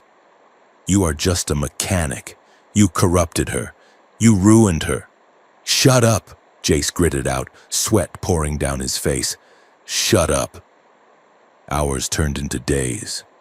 The two ships moved in tandem through hyperspace, racing toward the Aurelian capital, in the silence of the night cycle, when the interrogators slept and the machines hummed in standby. Saris lay in her field, shivering. The dampener collar was a heavy weight on her throat. She felt utterly alone. Then, she heard it. Tap, tap, tap, tap. It was faint. It was vibrating through the structural clamps that held the two ships together in the hyperspace tunnel. A rhythmic metallic resonance traveling through kilometers of durasteel. She froze. Tap, tap, tap, tap. It was not a random engine noise. It was a rhythm. It was the lullaby, the silly, simple tune she had hummed on the ice moon when she thought he was asleep. Tears leaked from the corners of her eyes. He was alive. He was close, and he was stubborn. She closed her eyes. She could not tap back with her hands, bound as they were, but she could control her breathing. She could control the micro movements of her heels against the base of the field generator. She kicked the metal plate. Thump, thump, thump, thump. A pause. Then, the answer came back, stronger this time. Tap, tap, tap, tap. It was a conversation without words. I am here. I am holding on. I have not broken. For the rest of the voyage, that tiny vibrating rhythm was the only thing that kept Saris from shattering into the empty vessel they wanted her to be. The interrogation room was neutral ground, a small, shielded chamber connecting the two ships. The door hissed open. 2 guards dragged Jace in. He looked terrible. His face was bruised, his lips split, his technician's jumpsuit torn and stained. But his eyes were clear. Saris was brought in from the other side. She was wearing a simple white shift, her hair loose and tangled. The dampener collar was still on her neck, dulling her markings to a sickly gray. They were strapped into chairs on opposite sides of a metal table. Valeria stood in the corner, watching. "You have 5 minutes," Valeria said. "Say your goodbyes, and remember the script." The script. They had drilled it into her for 12 hours. Saris looked at Jace. She wanted to scream. She wanted to reach across the table and touch his face. "Jace," she said. Her voice was flat, cold. It was the voice of the ice jewel. "They told me you are still refusing to sign the confession." Jace blinked. He saw the tension in her jaw. He saw the way her fingers were gripping the edge of the table so hard her knuckles were white. He knew the game. "I don't sign lies, Highness," Jace rasped.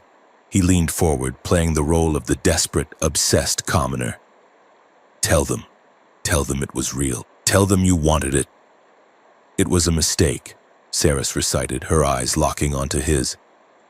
"I was confused. The pressure of the summit. You took advantage of a moment of weakness. You manipulated me." Valerius nodded in the corner, pleased. "Manipulated?" Jace laughed, a harsh, broken sound. "Is that what we are calling it? You knocked on my door. Saris, you came to me."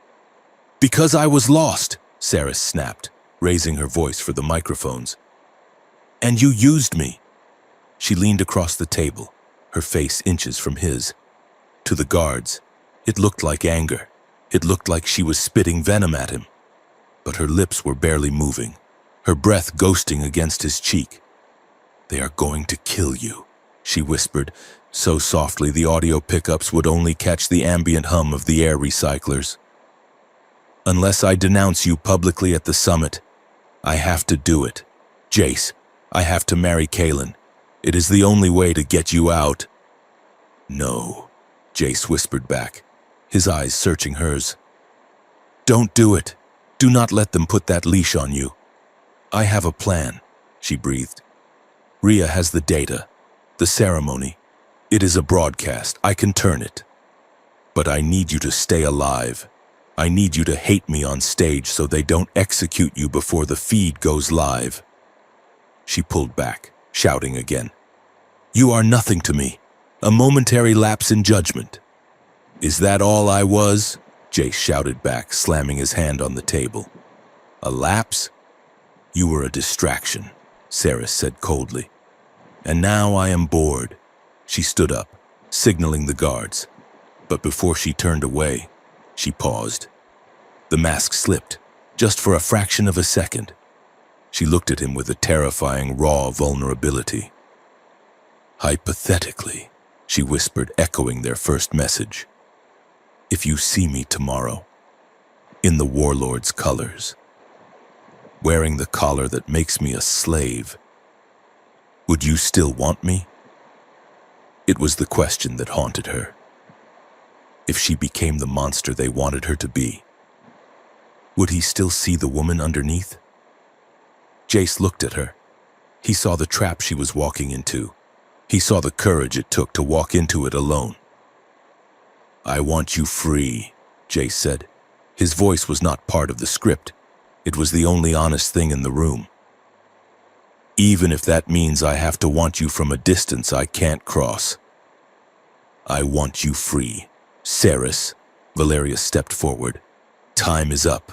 The guards grabbed Jace. He didn't fight them this time. He kept his eyes on Ceres as they dragged him backward. I will fix this, Ceres whispered to herself as the door closed between them. I will burn it all down. The arrival at the Aurelian capital was a spectacle of light. The twin ships, the dreadnought and the cruiser, broke orbit over the homeworld. The planet was a jewel of turquoise and silver, surrounded by rings of glittering orbital defense platforms. Auroras, vast curtains of green and violet magnetic storms, ripped through the upper atmosphere, framing the descent in celestial fire. In her stateroom, Ceres stood before a mirror. Handmaidens, silent and terrified, adjusted the armor. It was not the soft silks of the diplomatic station. This was the wedding armor of a warlord's consort. It was made of hammered electrum and dark steel. It hugged her form like a second skin, rigid and unyielding. Heavy pauldrons weighed down her shoulders. A cape of woven ballistic mesh trailed behind her. On her chest, over her heart, the imperial crest had been covered by the sigil of warlord Kalen, a snarling predator beast. It was a brand, a claim of ownership. Finally, they brought the circlet. It was delicate, beautiful, and terrifying. The platinum band was embedded with a large, pulsating sapphire, the ice heart node. It was the receiver, the leash. Valerius stepped into the room. He held the circlet. It is time, Highness, he said. Ceres did not flinch. She lowered her head. He placed the circlet on her brow. She felt the connection instantly, a cold, slithering sensation in the base of her skull. It was like a second consciousness, a damp, suffocating blanket trying to smother her thoughts. Be calm, it whispered. Be still. Be perfect. She fought the urge to vomit. She erected the mental walls she had built during the interrogation. She pushed the panic down, deep into the dark place where she kept her rage. She lifted her head. In the mirror, the ice jewel stared back. She was breathtaking. She was terrifying. She looked like a goddess of war carved from ice. Her face was perfectly cold. But inside, the storm was raging. I am ready. Ceres lied. Valeria smiled. The galaxy is watching, my dear. Do not disappoint us. The part ended with a wide shot of the two massive ships descending through the clouds toward the glowing spire of the Hall of Convergence. The world waited for a wedding. Ceres Aurelia waited for a war. The Hall of Convergence was not built for human comfort. It was a cathedral of light and gravity, suspended in the upper atmosphere of the Aurelian capital world like a glittering needle threading the clouds. The floor was not solid. It was a series of floating, translucent platforms that drifted in magnetic currents. Surrounding a central dais where the fate of two civilizations was about to be decided. Outside the transparent walls, the Aurelian sun burned with a fierce white intensity, turning the city below into a sprawling ocean of silver and turquoise. Inside, the air was cool, scented with ozone and the terrifying sterility of absolute power. Princess Ceres Aurelia walked down the long, hovering walkway toward the center. Every step was a collision of metal against force field.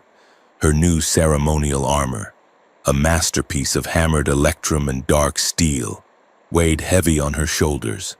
It was beautiful, in the way a guillotine was beautiful, sleek, expensive, and designed for a singular final purpose.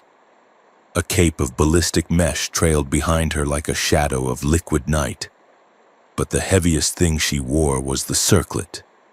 It was a slender band of platinum, resting against her temples with a deceptive lightness. Embedded in the center, directly over her frontal lobe, was the prototype Ice Heart node, It pulsed with a sapphire light that matched the rhythm of her own bioluminescence.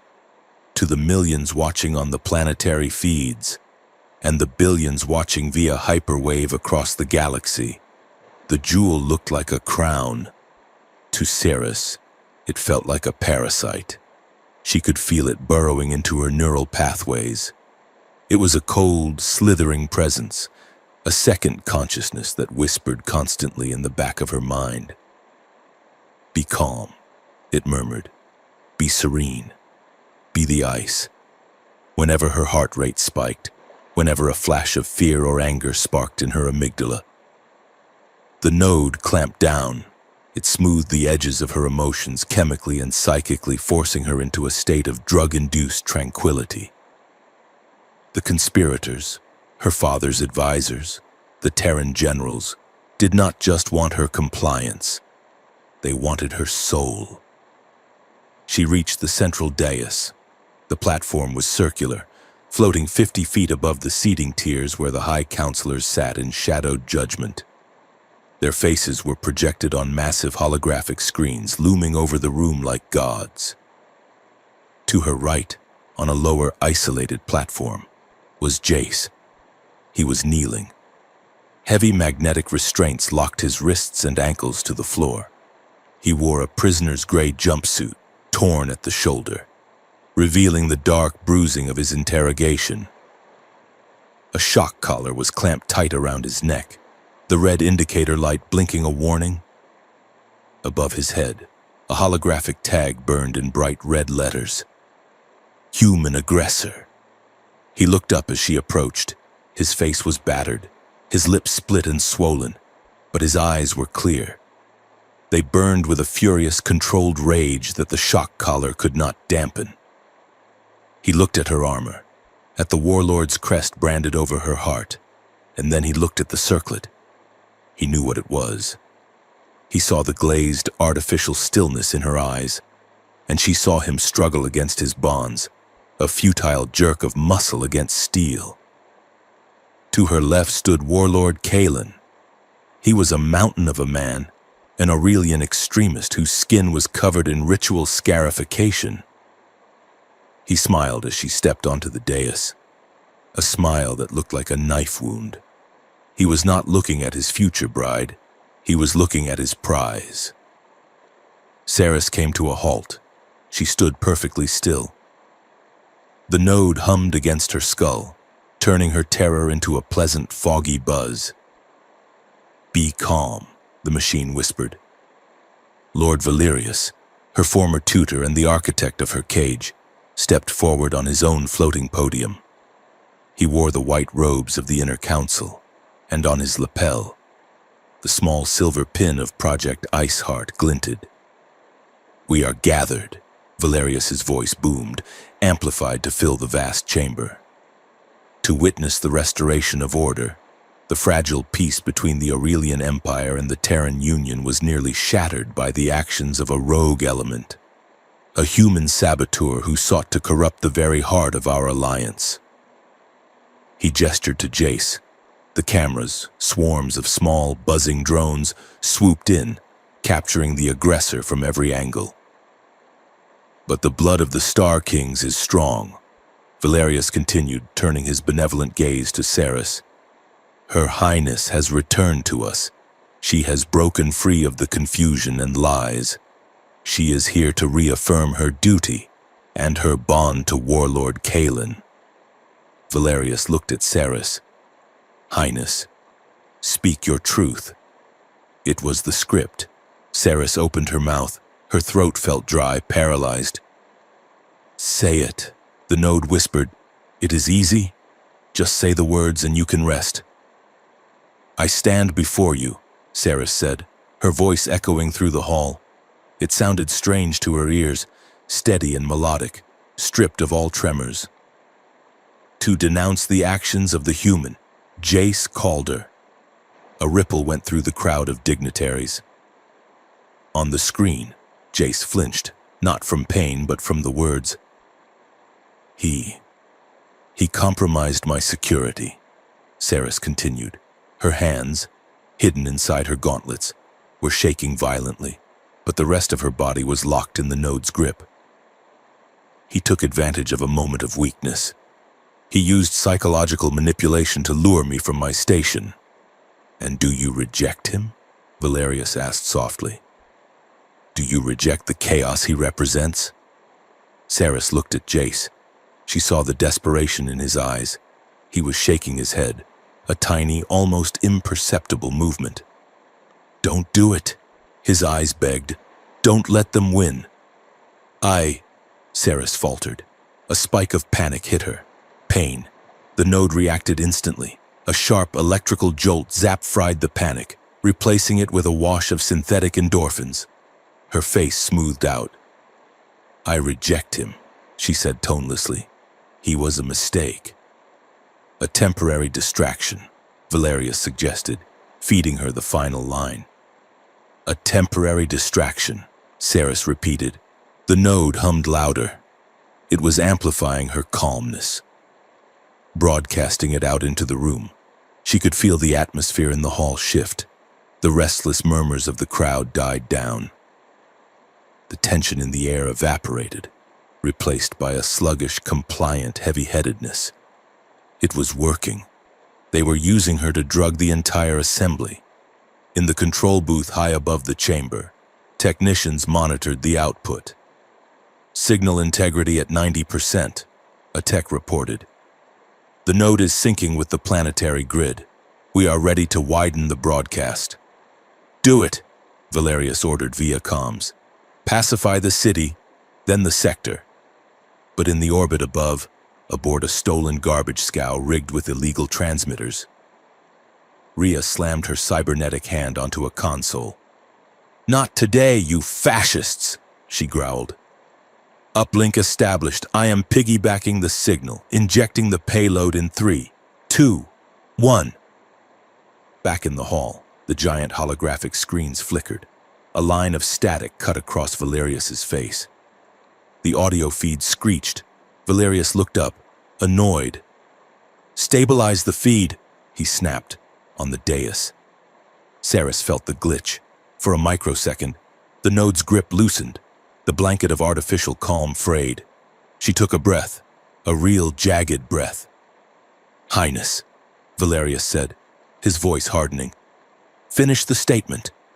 Renounce the human and accept the warlord's bond." Saris looked at Kalen. He stepped forward, holding out a hand encased in a jagged gauntlet. He looked at her with ownership. Then she looked at Jace. He was staring at her. He wasn't looking at the princess. He wasn't looking at the armor. He was looking at her eyes. He was looking for the woman who had shivered in his arms under a pile of blankets on a frozen moon. "Still want me?" The memory of his voice hit her harder than the node's shocks. "I want you free." Something inside Saris snapped. It was the ice cracking. It was the dam breaking. She looked at Valerius. "No." The word was soft, but in the acoustically perfect hall, it sounded like a gunshot. Valerius froze. "Highness?" "He was not a distraction," Saris said. Her voice rose, trembling with a raw, terrifying power. "And he was not a mistake." "Cut her mic!" Valerius shouted. "Activate the suppressor!" The technician slammed the sliders up. The node screamed against Saris's temples, trying to force her brainwaves down, trying to crush her rebellion under a tidal wave of forced apathy. But Saris did not fight the node. She did not try to block it. She fed it. She reached down into the deepest, darkest parts of herself. She grabbed the rage she had been storing since she was a child, the rage at being sold, the rage at being touched without permission, the rage at being a doll in a glass box. She grabbed the grief for the soldiers she had seen die in the data feeds. She grabbed the terror of the chase, and she grabbed the love, the fierce, hot, terrifying love she felt for the man kneeling in front of her. She took all of it, every messy, screaming human emotion, and she shoved it directly into the amplifier. "You want a broadcast?" she screamed, her eyes blazing with blinding blue light. Then broadcast this! She reversed the flow. The Iceheart node was designed to amplify calm. It was not designed to handle a supernova of raw trauma and affection. The sapphire gem on her forehead turned white-hot. The feedback loop slammed into the room. It hit the crowd like a physical shockwave. 3,000 dignitaries gasped in unison. A Terran general clutched his chest and began to weep uncontrollably, suddenly overwhelmed by a grief that was not his own. An Aurelian counselor fell to her knees, shaking with a rage so pure it felt like burning. They did not hear her words. They felt her heart. They felt the cold, clinical violation of the doctors examining her as a child. They felt the suffocating loneliness of the palace. They felt the electric spark of Jace's first message. They felt the warmth of his skin on the ice moon. The holographic screens above exploded into chaos. Rhea's hack took hold. The image of Valerius vanished. In its place, the leverage files began to play. But Rhea had re-edited them. It wasn't a scandal. It was a story. The galaxy watched footage of a tired princess knocking on a mechanic's door. They saw the way Jace looked at her, not with lust, but with a reverence that made the heart ache. They saw grainy security footage of them running through the station, holding hands. They heard the audio of Jace refusing to leave her at the docks. If she is an asset, so am I. Package deal. The context shifted. It wasn't a princess debasing herself. It was two people finding each other in the dark. The Hall of Convergence descended into pandemonium. The carefully curated narrative of the Cabal crumbled under the weight of absolute emotional truth. "Turn it off!" Valerius shrieked, realizing the crowd was turning. "Kill the feed! Kill the prisoner!" Warlord Kalen roared, realizing his prize was slipping away. He drew a serrated vibroblade and lunged for Jace. "Jace!" Saris screamed. She didn't run. She didn't think. She moved on pure instinct. She stepped forward, ignoring the sparks raining down from the overloaded node. The connection between her and the crowd was still holding. A psychic bridge of fire. She reached out toward Jace. The restraints around Jace's wrists flickered and died as Rhea's code infected the local security grid. Jace tore his hands free. He didn't go for a weapon. He reached for Saris. She collided with him, dropping to her knees on his platform. The node was screaming, burning her skin, but she didn't care. She reached out and touched his face. Her thumb brushed the bruise on his jaw. The moment skin met skin, the node amplified the sensation 1,000-fold. A shockwave of warmth rippled through the hall. The rage and grief vanished, replaced by a feeling of safety so profound, so absolute, that soldiers lowered their rifles without knowing why. Saris leaned in and kissed him. It was slow. It was reverent. It was a kiss that tasted of blood and tears and victory. For a moment, the war stopped. The politics stopped. The entire galaxy held its breath and felt the specific, terrifying relief of being loved back. Then, the node exploded. The sapphire shattered, sending a shower of sparks cascading over Saris's armor. The psychic link severed abruptly, leaving the crowd reeling, dizzy and disoriented, waking up from a dream. "She is a witch!" Kalen bellowed, breaking the spell. "She has bewitched them all," he charged. The massive warlord leaped across the gap between the platforms, his blade raised to cleave Jace in two. "Move!" Jace shouted, shoving Saris back. He caught Kalen's wrist mid-swing. It was a suicidal move. Jace was unarmored, exhausted, and half the warlord's weight. But he had the desperation of a man who had just found a reason to live. He twisted, using Kalen's momentum to slam the warlord into the dais railing. "Guards!" Valerius screamed from his podium. "Execute them, they are traitors!" The Aurelian Royal Guard raised their rifles. They looked at Saris, who was standing over Jace, her armor smoking, her face bleeding where the node had cut her, her markings blazing with defiant light. They looked at Valerius, the man who had tried to enslave their princess. They hesitated. "I said fire," Valerius commanded. Kalen recovered, backhanding Jace across the face. Jace sprawled on the deck, dazed. The warlord raised his blade for the killing blow. Saris did not use a weapon. She screamed. It was a sonic, bioluminescent release of energy. She flared her markings to blinding intensity, turning herself into a strobe light. Kalen roared, squeezing his eyes shut, blinded. Jace scrambled up, grabbing a loose metal strut from the broken railing.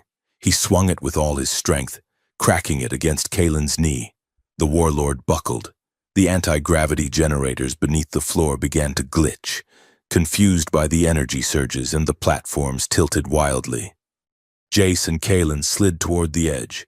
Saris lunged, grabbing Jace's belt, anchoring him with her augmented strength.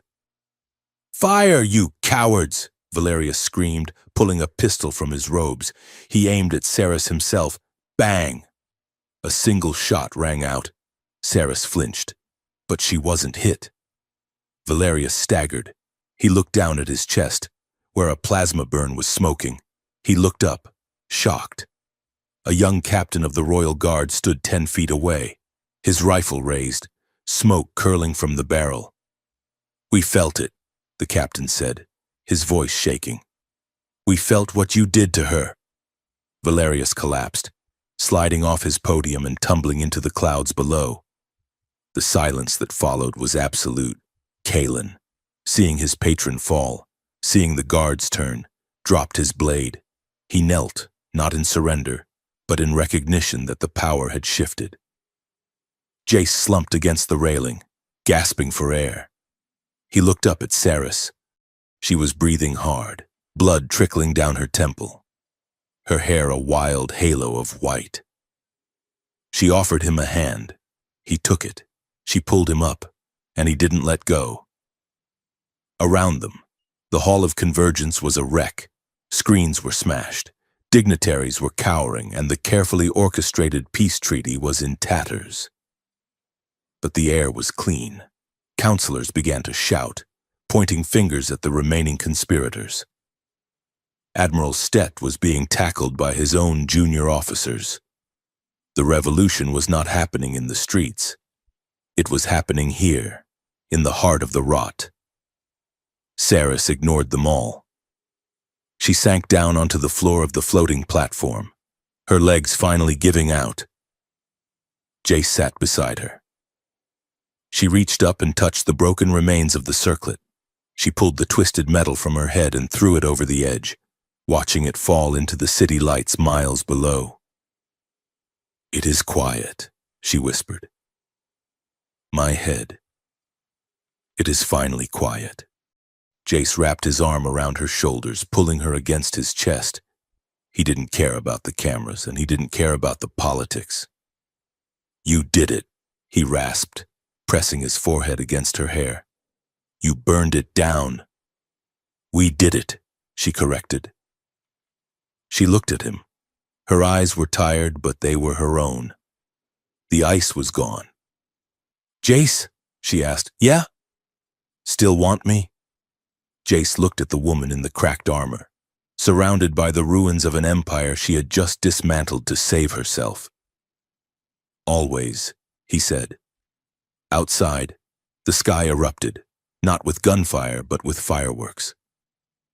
The people down below had seen the broadcast too. They were not mourning the order. They were celebrating the truth. Saris leaned her head on Jace's shoulder and closed her eyes, listening to the sound of a galaxy changing its mind. The dust did not settle on the Aurelian capital. It hovered, charged with static and the ozone scent of burnt electronics. For 7 days following the collapse of the Hall of Convergence, the galaxy held its breath.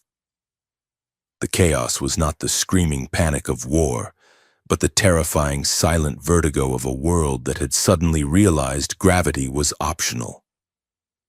The emergency tribunals were convened in the shadow of the broken palace. The venue was a repurposed amphitheater of white stone, open to the sky, stripped of the holographic pomp that had defined the old regime. There were no floating platforms here, only hard benches and the relentless glare of the sun. Princess Ceres Aurelia sat in the center of the pit. She wore a simple gray tunic, the kind worn by mid-level scribes, and her hair was braided back tightly, exposing the raw, healing burns on her temples where the ice heart node had shorted out. The Provisional Council was a mess of shouting voices. There were Terran admirals terrified of losing their perimeter defenses, Aurelian nobles furious at the loss of their dignity, and populist leaders demanding blood. Half the galaxy hailed her as the breaker of chains. The other half wanted her executed for treason against the State Stability Act. "You refused legal counsel," the presiding magistrate noted, looking down at her from the high bench. He was an old Aurelian judge with scales dull from age. "This is unwise, Highness. The charges range from sabotage to grand sedition." "I do not need a shield," Ceres said. Her voice was not amplified, yet it carried to the back rows. "I am not here to argue the law. I am here to state the facts." She stood up. The movement was fluid, devoid of the rigid, practiced grace she had been drilled in for 20 years. It was the movement of a woman who owned her own limbs. "Project Iceheart was not a security measure," Ceres told the silent crowd. "It was an erasure. It was designed to smooth out the jagged edges of free will. The conspirators did not just want to control rebels. They wanted to control anyone who felt too much, anyone whose passion made them inconvenient." She looked at the cameras, knowing the feed was uncensored this time. "I was the prototype. I let them hollow me out because I was told it was the price of peace. I was complicit. I wore the mask. I let you believe the Ice Jewel was a leader, when I was nothing but a mirror reflecting your own desire for order." She paused, her hand brushing the collar of her tunic. "But peace purchased with a lobotomy is not peace. It is a prison. And I will no longer sell my body or my mind to rent a quiet cage for this empire." A murmur ran through the crowd. It was the sound of fear shifting into respect. Then, the doors at the far end of the amphitheater opened. Jace Calder walked in. He was flanked by 2 Terran military police officers, but he was not in cuffs. He wore his dress uniform, stripped of rank insignia, the fabric pressed but worn. He looked tired, deep shadows bruising the skin under his eyes, but he walked with the loose, dangerous stride of a man who had nothing left to lose. The prosecution had offered him a deal that morning, a quiet discharge, a new identity on a farming colony 3 sectors away, and a comfortable pension, provided he disappeared. Jace took his place beside Ceres. He did not look at the judges. He looked at her, offering a small, crooked smile that said, "I am still here." "State your name for the record," the magistrate barked. "Jace Calder," he said. "Former Sergeant, Terran Expansion Corps. Current—" "Well, that is up to you. You are accused of infiltrating a royal vessel and corrupting a head of state," the prosecutor accused. "I sent a text message," Jace corrected. "I saw a woman who looked lonely and I asked her if she wanted company. If that is corruption, then your entire society is rotten." He turned to the audience. "They want you to believe this is a scandal. They want you to believe I stole her, or tricked her. But that is because they cannot imagine a world where a princess and a mechanic can speak to one another without a permit. We did not break your laws because we hate you. We broke them because we chose each other. And that choice terrified them more than any bomb." The testimony lasted for 3 days. By the end of it, the narrative had shifted irrevocably. The people were not seeing a traitor. They were seeing a reflection of their own desire for autonomy. On the fourth day, before the final verdict, Saris was summoned to the holding cells beneath the amphitheater. The room was small, lit by a single harsh strip light. In the corner, sitting on a metal cot, was her father. The regent of the Aurelian Empire looked small. The grand robes were gone, replaced by prisoners' fatigues. His face, once the image of ageless authority, was sagging, etched with a sudden shocking mortality. Saris stood by the door. She did not bow. "Saris," he said. His voice was a dry rustle. "You look different." "I am awake," she said simply. "They tell me the Ice Heart node was destroyed," he said, staring at his hands. "We spent 3 trillion credits on that research. It was supposed to end the riots in the outer systems. It was supposed to save lives. It was supposed to enslave them," Saris said, stepping closer. "Did you know? When you signed the order? Did you know what it would do to me?" The regent looked up. His eyes were wet. "I knew it would make you calm. I knew it would take away the burden of choice. Saris, the crown is a heavy thing. I thought I was giving you a gift, a life without the pain of doubt." "You were giving me a death," she said, her voice trembling with a sadness that surprised her. She had expected to feel hate, but all she felt was pity.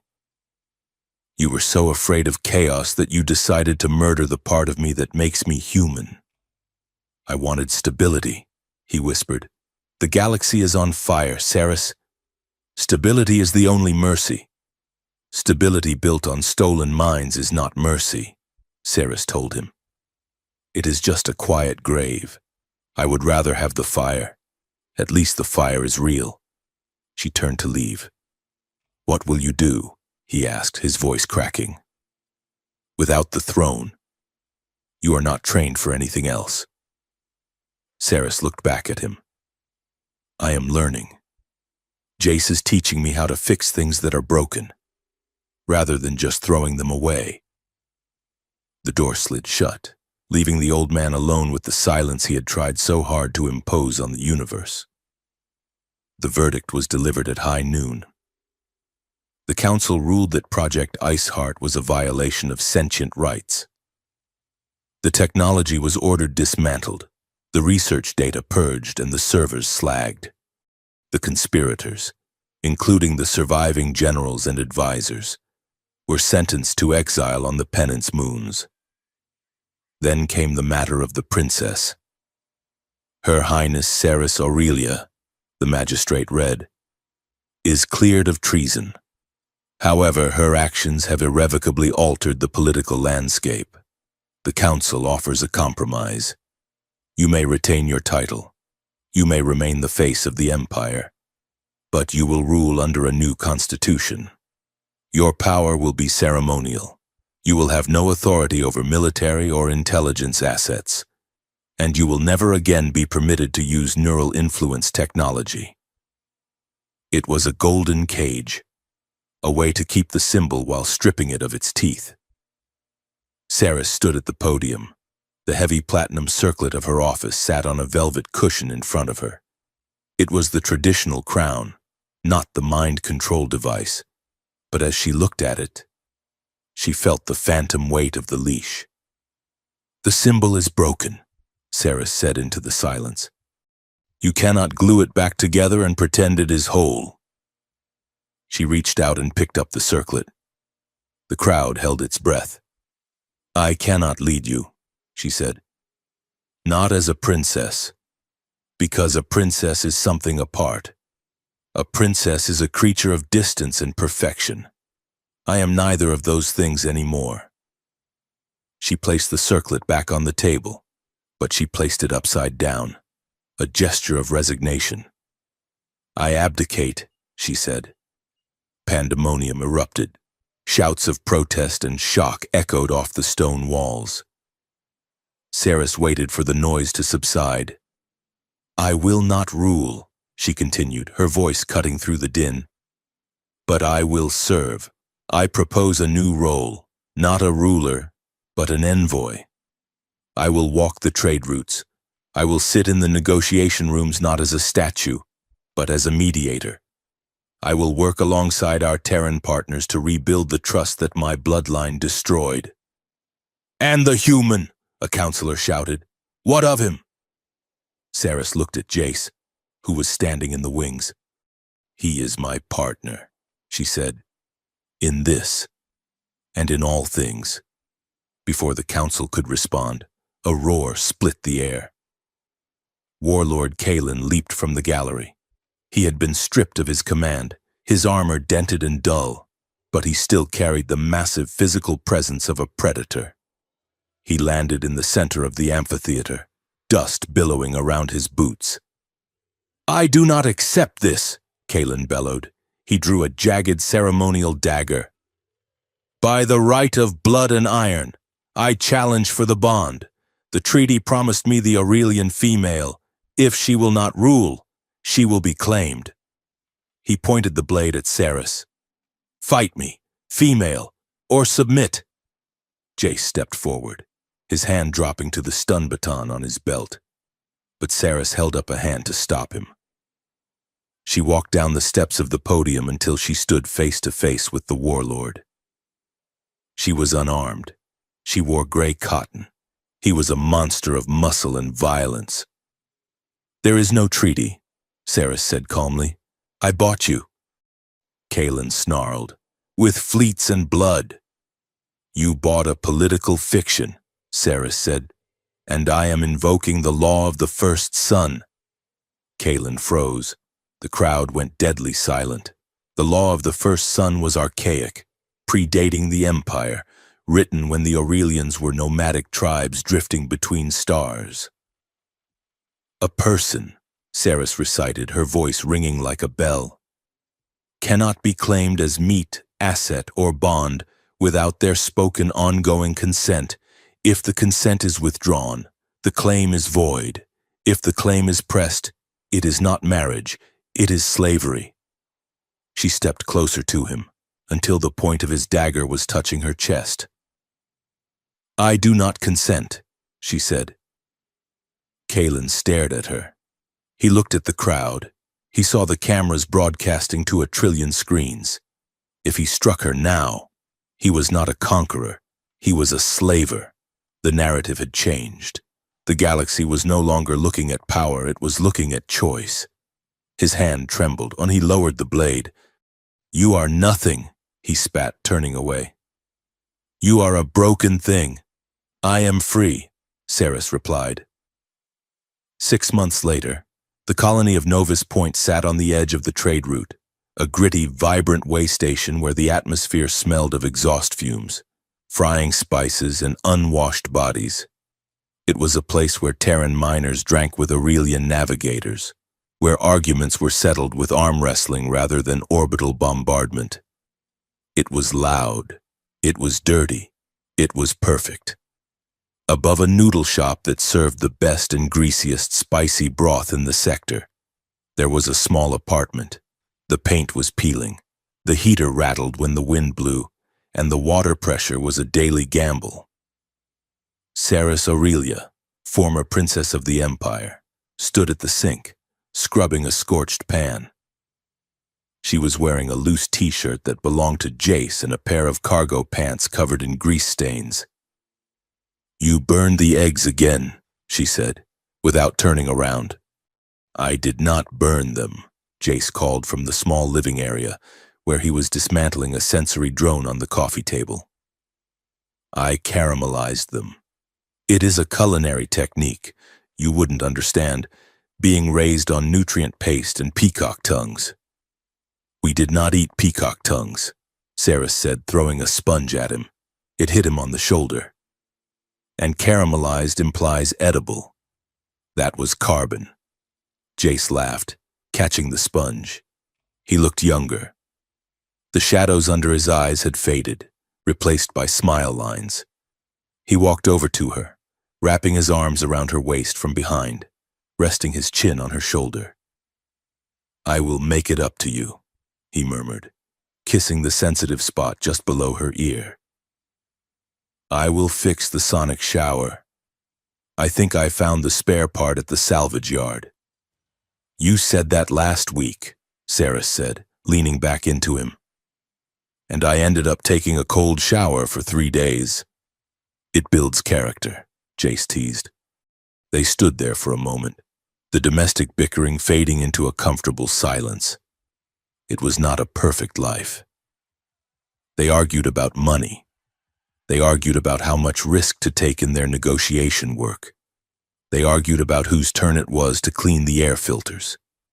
But every argument ended like this, with touch, with the reassurance that they were both still there, solid and real. Are you ready for the call? Jace asked, his voice turning serious. No. Sarah sighed. But Rhea will hack our comms if we are late. They sat on the battered couch and activated the holo projector. Rhea's face flickered into view, grainy and blue-tinted. She was sitting in the cockpit of her new ship, looking smug. Greetings, lovebirds. Rhea grinned. I hope domestic bliss hasn't made you soft. I have a situation in the Vesta Belt. A mining conglomerate is trying to enforce 90-hour work weeks on the indenture class. They need a mediator who can speak scary royal and angry union fluently. We can be there in 2 days, Sarah said, her posture shifting instantly from tired housewife to diplomatic envoy. Send me the contracts. Already sent, Rhea said. By the way, did you see the news? The Terran Senate just passed the Bodily Autonomy Act. They are calling it the Ceres Doctrine. You accidentally rewrote interstellar policy with a flirty DM, you know that? It wasn't accidental, Jace said, glancing at Ceres. It was inevitable. Gross, Rhea made a gagging noise. Get a room. Oh, wait, you have one. Rhea out. The connection cut. Sarah sat back, rubbing her temples. The weight of it still hit her sometimes, the scale of what they had done and the scale of what was left to do. Do you regret it? Jace asked quietly. He was watching her, his eyes dark and serious. Which part? The throne, he said. The power. You could have fixed things faster if you had stayed. I would have fixed them with fear. Sarah said. I would have been my father. No. Jace. I don't regret the throne. She looked at her hands. But I miss them. My people. I feel like I abandoned them to the wolves, even if I dismantled the trap. You didn't abandon them, Jace said, taking her hand.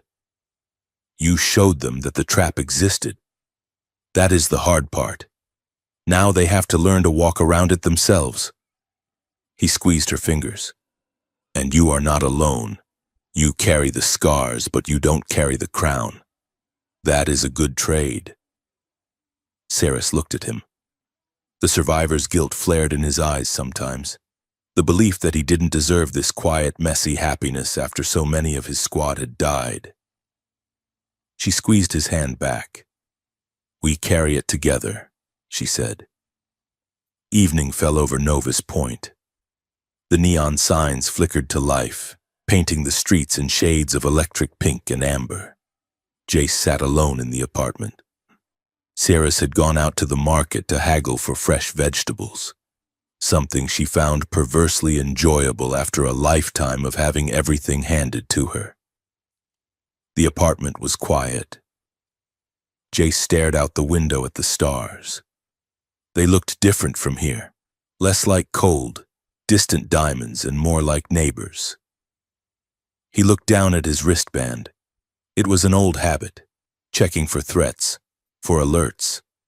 But tonight, the feed was quiet. He opened a new message draft. He typed the destination, Saris. He hesitated. It felt silly. They lived together. She would be home in 10 minutes. But the memory of that first night on Helios Crown washed over him. The fear, the audacity. The moment he decided to reach into the dark and see if anything reached back. He typed, "If you ever get tired of meetings and speeches, I have still got a cramped room and terrible tea. Still want me?" He stared at the words. It was their touchstone, the question that had started a war and ended an empire. He hit send. The camera pulled back, following the invisible data packet as it shot through the local relay, bouncing off a satellite and beaming down to the busy market street below. Saris was standing on a balcony overlooking the bazaar, a basket of tubers on her hip. Her wristband buzzed. She raised her arm. The blue light of the screen illuminated her face. She read the message, "Still want me?" The noise of the market faded. The smell of frying spices vanished. For a second, she was back in the cold, lonely suite on the station, feeling the first crack in the ice. Her lips curled into a smile. It was not the empty smile of the diplomat. It was a smile of pure, unadulterated joy.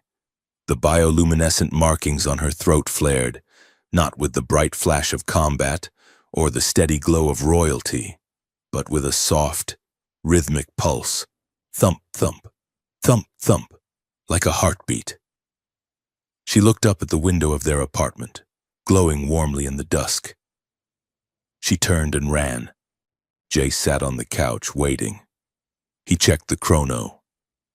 6 minutes. It was exactly the time it had taken her to run from her penthouse to his cabin on that first night. He heard footsteps on the stairs. Fast, light footsteps. His heart stuttered. It did exactly the same thing it had done on Helios Crown, a physical lurch of adrenaline and hope. Knock, knock. Jay stood up. He walked to the door. His hands were shaking slightly. He opened it. Saris stood there. She wasn't wearing the shimmer suit. She wasn't wearing the armor of the warlord or the robes of the princess. She was wearing a simple brown leather jacket over her tunic, her hair windblown, her cheeks flushed from running. She looked him over, a man in a t-shirt, standing in a doorway that wasn't blocked by guards or protocols. She leaned against the door frame, mimicking the pose she had struck when she changed his life. "Still want me?" she asked. Her voice was breathless. Her eyes were warm, full of the history they had made and the future they were building. Jace didn't speak. He reached out and pulled her inside. He wrapped his arms around her, burying his face in her hair, breathing in the scent of ozone and rain. He held her tight, anchoring himself to her, anchoring her to him. "I will always want you," he whispered against her ear. "Not the symbol, not the treaty, just you. The woman who broke my door." Saris laughed, a sound that vibrated against his chest. She pulled back just enough to look at him, her hands cupping his face. "Good," she said, "because the tea is still terrible." She kissed him. The camera drifted backward, moving out of the apartment, through the window, and into the night air. It rose higher and higher, until the window was just one small, warm rectangle of yellow light in a sprawling city of neon and shadow. It was a tiny point of light in a vast, cold universe, but it was steady. It was real. And as the view widened to show the trade ships breaking orbit and the stars burning in the infinite black, that one small light remained. Proof that even amidst conspiracies, wars, and the crushing weight of history, the simple, reckless choice to be fully seen could change the trajectory of worlds.